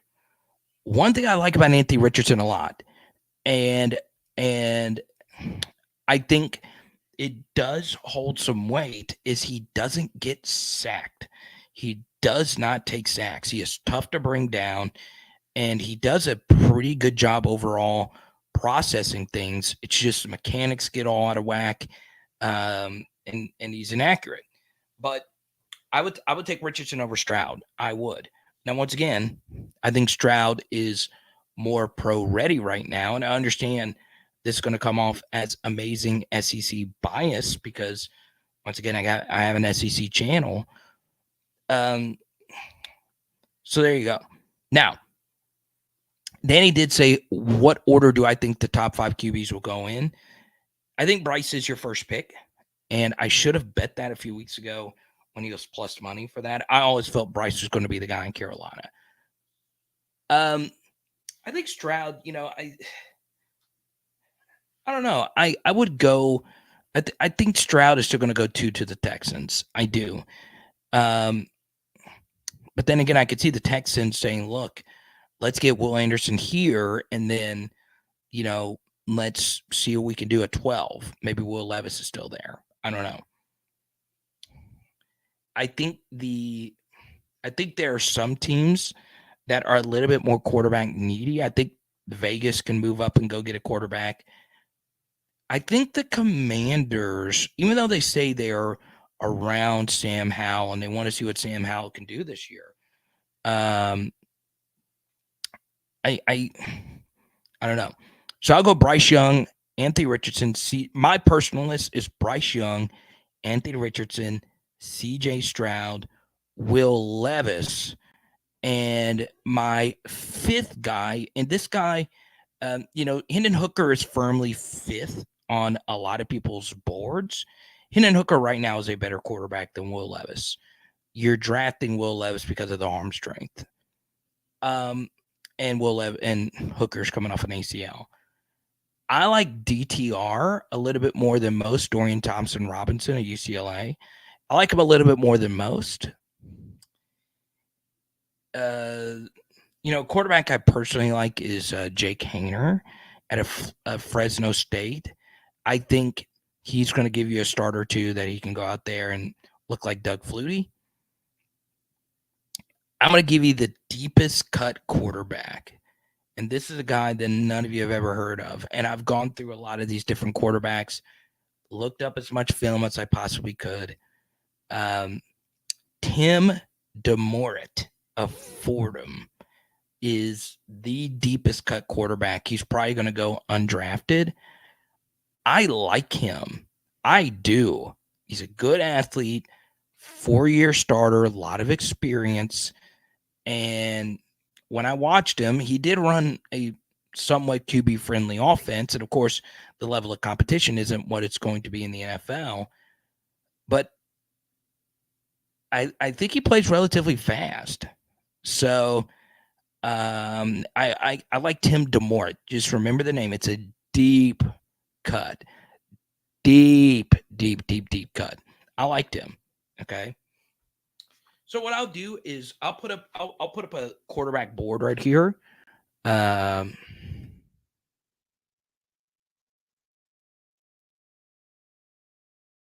we go. So I'll put up a QB board right here. All right. So Danny Girl, tell me this. I know Danny Girl is a huge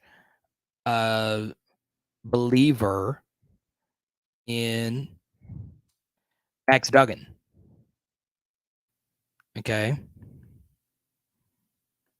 What's up, Presh? So as you'll see, my guy Tim DeMort isn't on here. So it's a deep cut.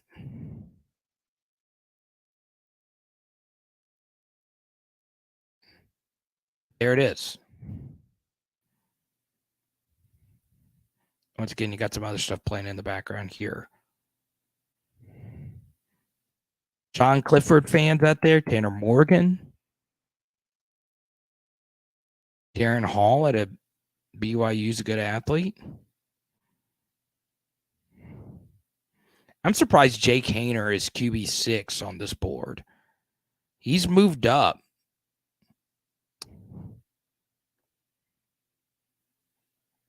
Bryce is mine too. Pressure. I am so shocked at how many LSU fans push back on that. Like I'm really shocked. Simper, who is in here, he is a Bryce Young hater. He just doesn't believe in him on all. Anthony Richardson is a 4th round talent at QB. Lindsey Scott. Man, I love Lindsey Scott.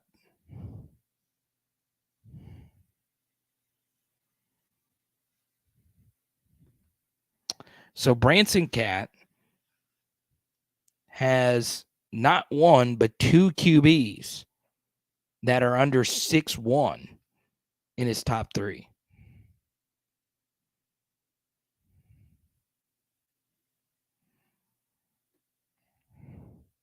Daniger always roots for the underdog. Max Duggan.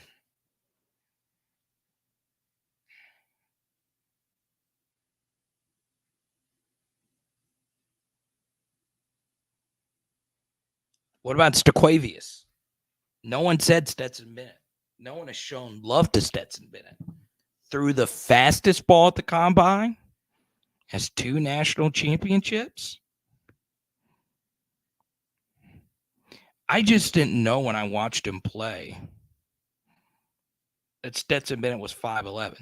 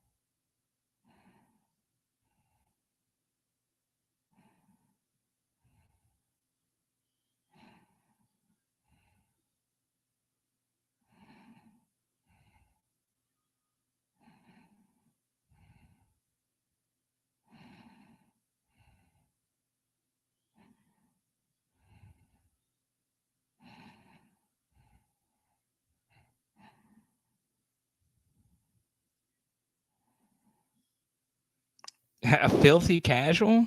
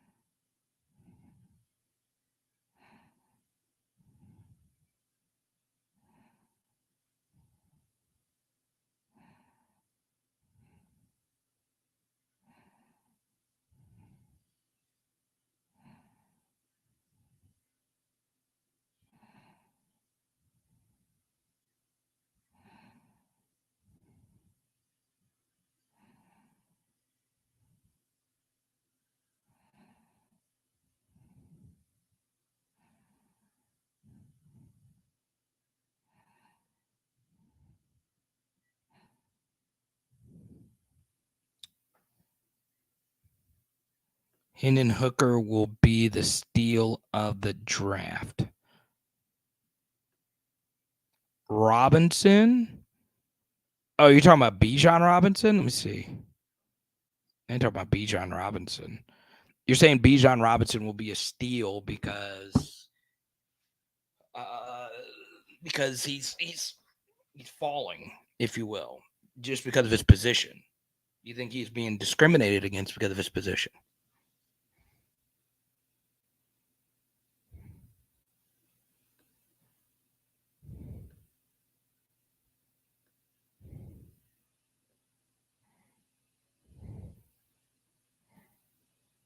Isn't that wild?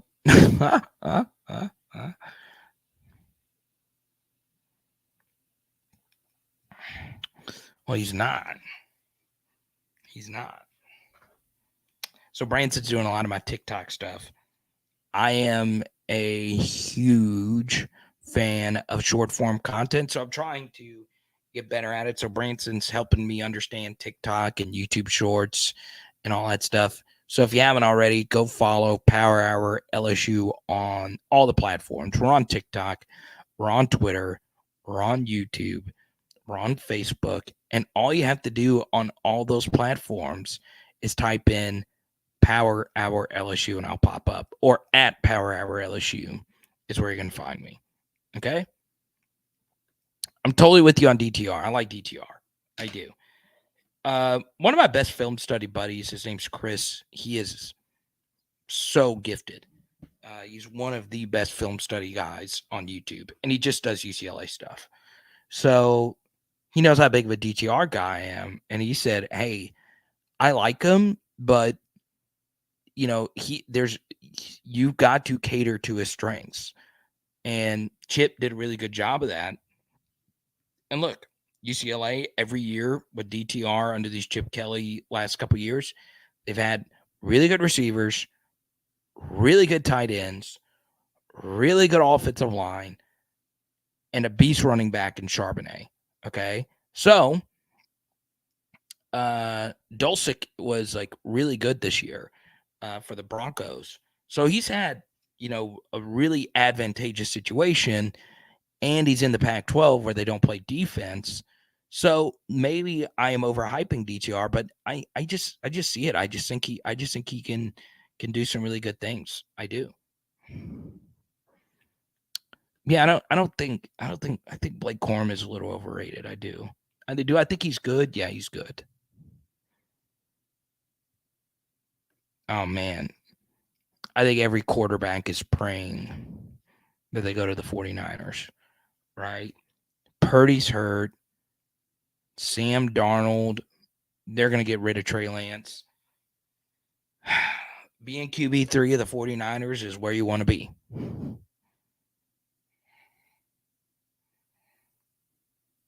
It's a chicken that identifies as a pelican on a tiny spot. Does it creep you out, Danny? The chicken pelican? I had someone tell me that it creeps him out. The chicken pelican back here. So, to each their own. Now, here's what we're going to do. I'm going to be giving this card away. We didn't have any new patron signups. It's Clyde Edwards-Helaire, one of my favorite cards. This was given to me by actually a PHL subscriber to give out. And here we are. So I'll be giving away both of these cards out on Saturday and many more. All you got to do is show up. I'm going to give you something. If you show up, I'm going to give you something. Okay? This Saturday. But don't come to see me. Freaking Jeray Jenkins is going to be there. Ant Marshall from the Golden Boot's going to stop by as well. Should be pretty fun. Patrick Queen will be there. Michaela Williams will be there. This Saturday, all-day affair, 10 a.m. till 5 p.m. Guarantee it's going to be fun. I'll have chairs and stuff. You could sit, hang out. I can show you a little bit of behind the scenes of how I cut videos if you want to.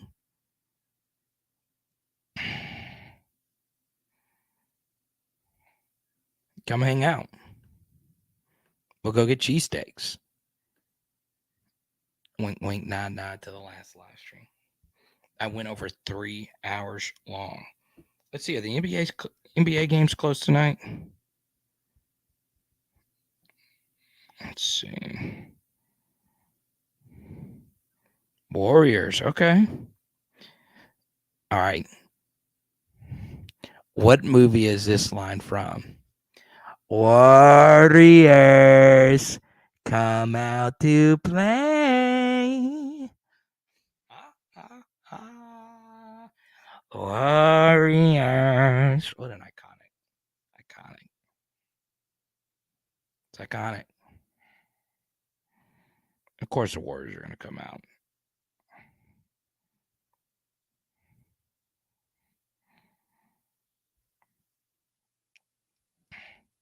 Tyler, it's not I'm going to do my best to make it. Is you will make it. Because I have something special for you. Pause. No, for real, Tyler, we would really like to see you.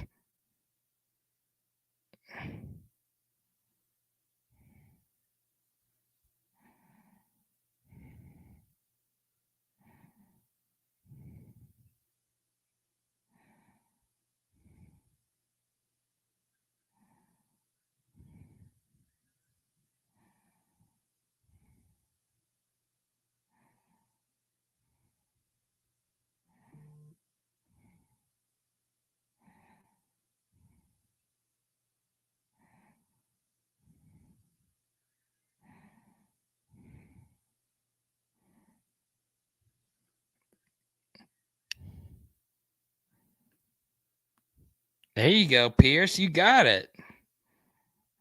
The Warriors.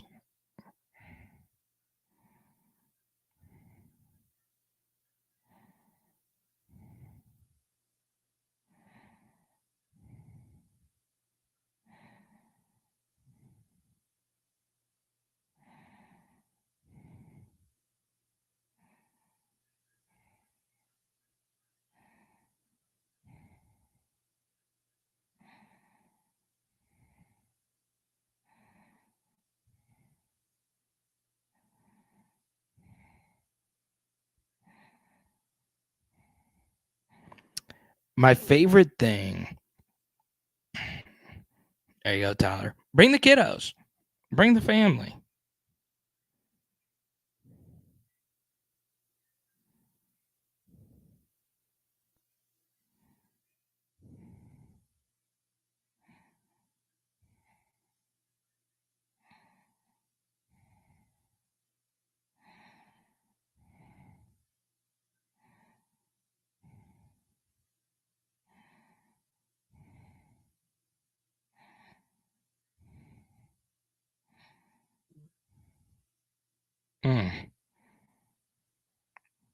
Warriors. I want you to say it. I want wherever you are watching this right now. Warriors come out to play. Warriors. I have not seen that movie in forever. Now, I need your help with something before we get out of here. So, this always happens to me. Part of the reason why I'm so attached to sports is I don't get depressed when they're over. Like, especially working in sports, I'm always looking forward to the next thing, the next season. What's next? Okay. However, if I watch a TV show and it ends, I sink. I get so sad because I get so invested, like anyone would, right? But I get sad. I don't know why. But I'm starting to get better at it. And Ted Lasso is, I haven't watched this week's episode, so don't spoil it. But I like watching shows with my wife. I do. So there are so many good shows out there. I keep hearing about Snowfall. I keep hearing about Succession. I keep hearing about Game of Thrones. There's a new show with Ali Wong called Beef. There's all these shows out here. Now, I know what a lot of you are going to say. Watch Yellowstone with Lainey Wilson. So give me a show to watch. Yeah, we're going to do the Arkansas game. That's what I'm playing. I don't feel like I don't think I'm going to go to Orlando as much as I want to. Even though a PHL are offering me a place to stay.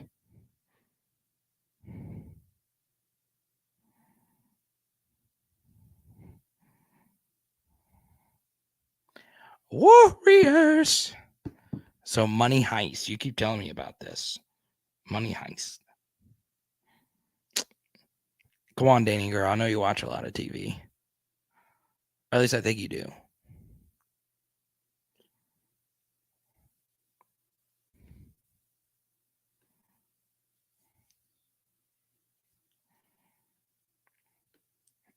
In this poll question here.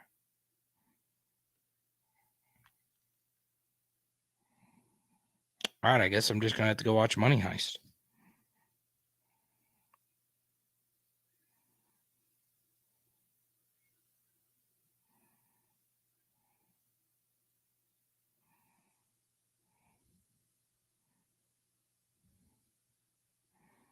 I hear Lainey Wilson saying.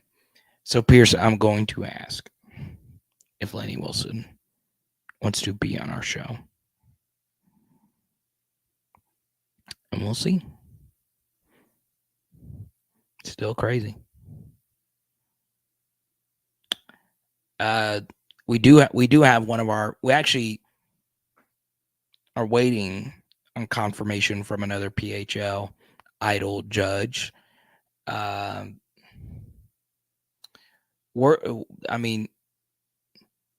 This guy sold out a lot of different venues.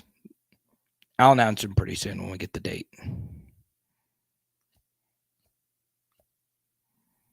You? No, I'm not watching you. I've heard about it. It's not my thing.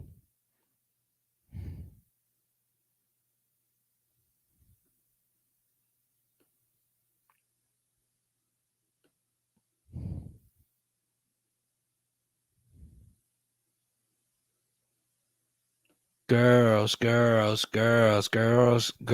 I do adore. Yeah, I remember that song.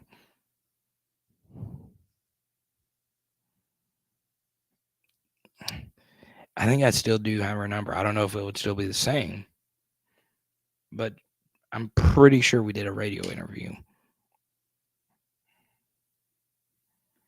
So let me see. I'll type it in. Lainey, if you have, I say Lainey, Pierce, if you have the guts to text her, if I send you her number, you have to text her tomorrow. Now, don't text her right now. That'd be the creepiest thing of all time. Let me see. I do have it. And blue letters popped up.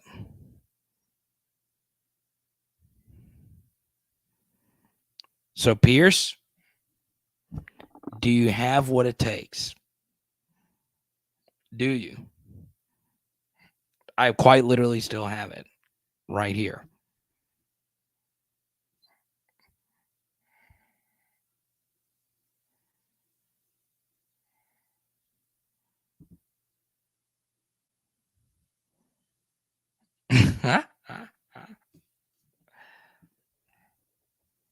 There it is.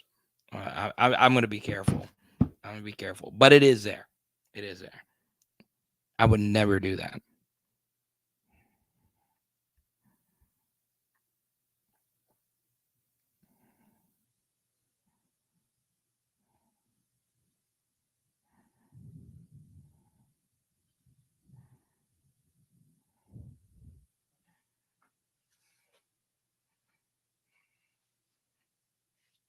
Do you have the guts, Pierce? That's all I want to. I've not talked to her in years.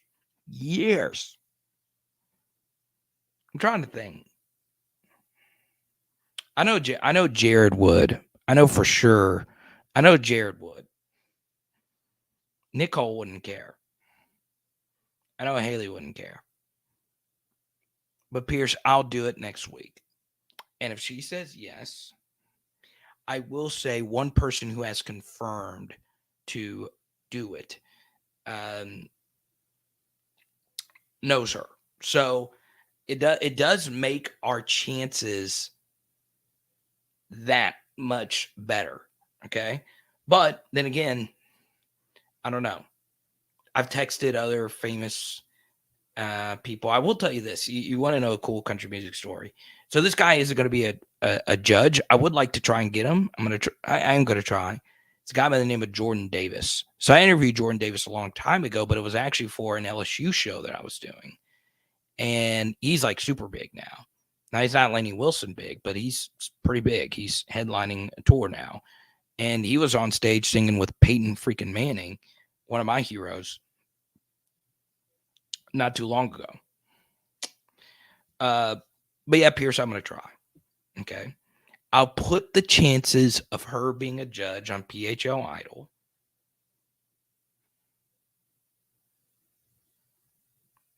I would put it at like 15%. I'll put it at 15%. Okay. We do have two really good contestants. I have vetted and seen their music. I think they're pretty good. We got North End Zone, Branson Cat, and we also have freaking Donovan Rillian, D. Riley. And they both write their own music. Okay. So we'll see. So Richard says he is a Jordan Davis. So I've interviewed Jordan once. Okay. I've been lucky to interview a bunch of really cool country musicians.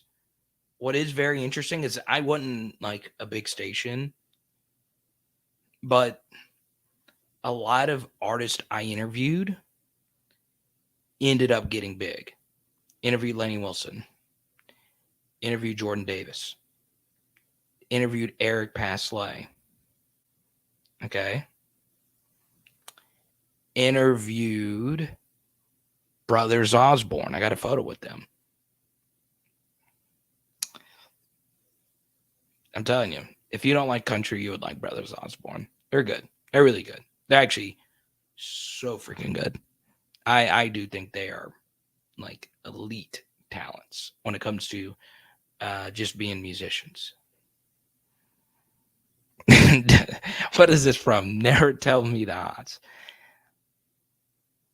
It's probably like closer to 5 to 10%, if we're being honest. Okay. Get Flaugier. That would actually be pretty good. That'd actually be pretty good.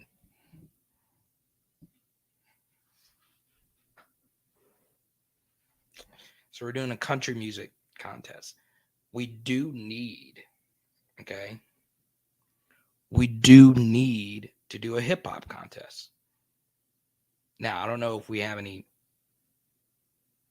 rappers on PHL. We have quite a few country musicians that watch this channel. But yeah. And the funny thing about it is like I never listen on everything. I never listen to any of the new stuff. It's just it wasn't my thing. It's part of what made the show fun, though. It's part of what made the show fun. But I'm going to be honest with you, Pierce. I'm going to be completely honest with you. I honestly did not remember if I saved Lainey's number. And it wasn't like when I saved her number, it was because, they'll send me an email. The reason why I saved numbers in my phone is because the work email that we used was so clunky that I was like, all right, just save it. Because I don't want to, like our email service was just so sucky. That's the only reason I saved it, because I didn't really like, Dylan Scott was someone else I interviewed, and he got pretty big. Not huge. I think the only artist that got huge was Lainey and Osborne, Brothers Osborne.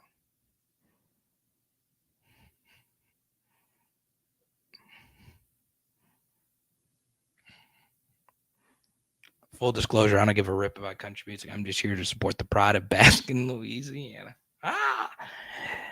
Yeah, but Branson Cat could tell you this. Like Lainey it's a little Like, it's country. You can hear she's got a country background, but she calls it bell-bottom country. Right? A lot of country is just country in name only. Right?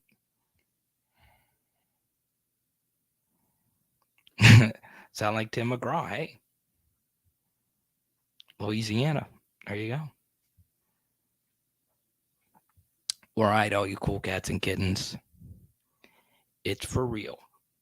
We're going to ask Lainey Wilson. When I get the date set, some of you are going to know who the first artist is. Some of you. Okay. Now, full disclosure, they're not performing. I would never ask them to do that. But they are judging our PHL country musicians. Pretty excited about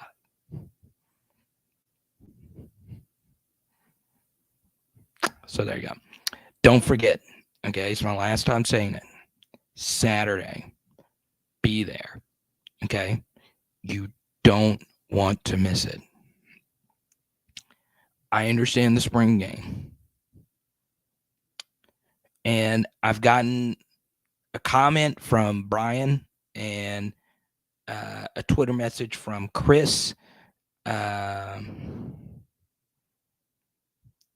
saying that they're looking forward to my film study from the spring game. You guys know how hard those film studies, or how serious I take them.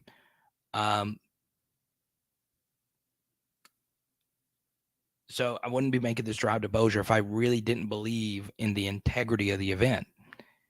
And Pierce, if you can just comment on your experience, and Pressure could comment on this experience. Both of them could from last week, but Pierce in particular, he went to the last card show. Ant's going to be there this weekend as well. It's a lot of fun when we all get together. I just like seeing you guys in person, right? It's weird. It's weird if you never get to meet some of the people that you talk to all the time on here. So if you can make it, I'm going to be there all day. It's free to get in. You're going to see Joe Burrow autographs. You're going to see freaking Patrick Queen in the flesh, a national championship MVP. Doesn't really get a whole lot bigger than that. You got photos with Trey, Holly, and Lance. I actually snapped that photo of you and Trey Holly. I hope you still have it. Y'all two chilling. If he ever becomes Barry Sanders, you could be like, hey, man, it was me. There's going to be Pokemon cards there, too. Okay, it is Power Hour LSU. Bam! So I can already see it now. Already see Pierce saying his prayers for Lainey Wilson appearance on PHL. I hope. That would be huge. That would be actually huge for the channel. And tonight, we are doing... What are we doing tonight? Oh, we're doing tacos. Night 2. Let's go.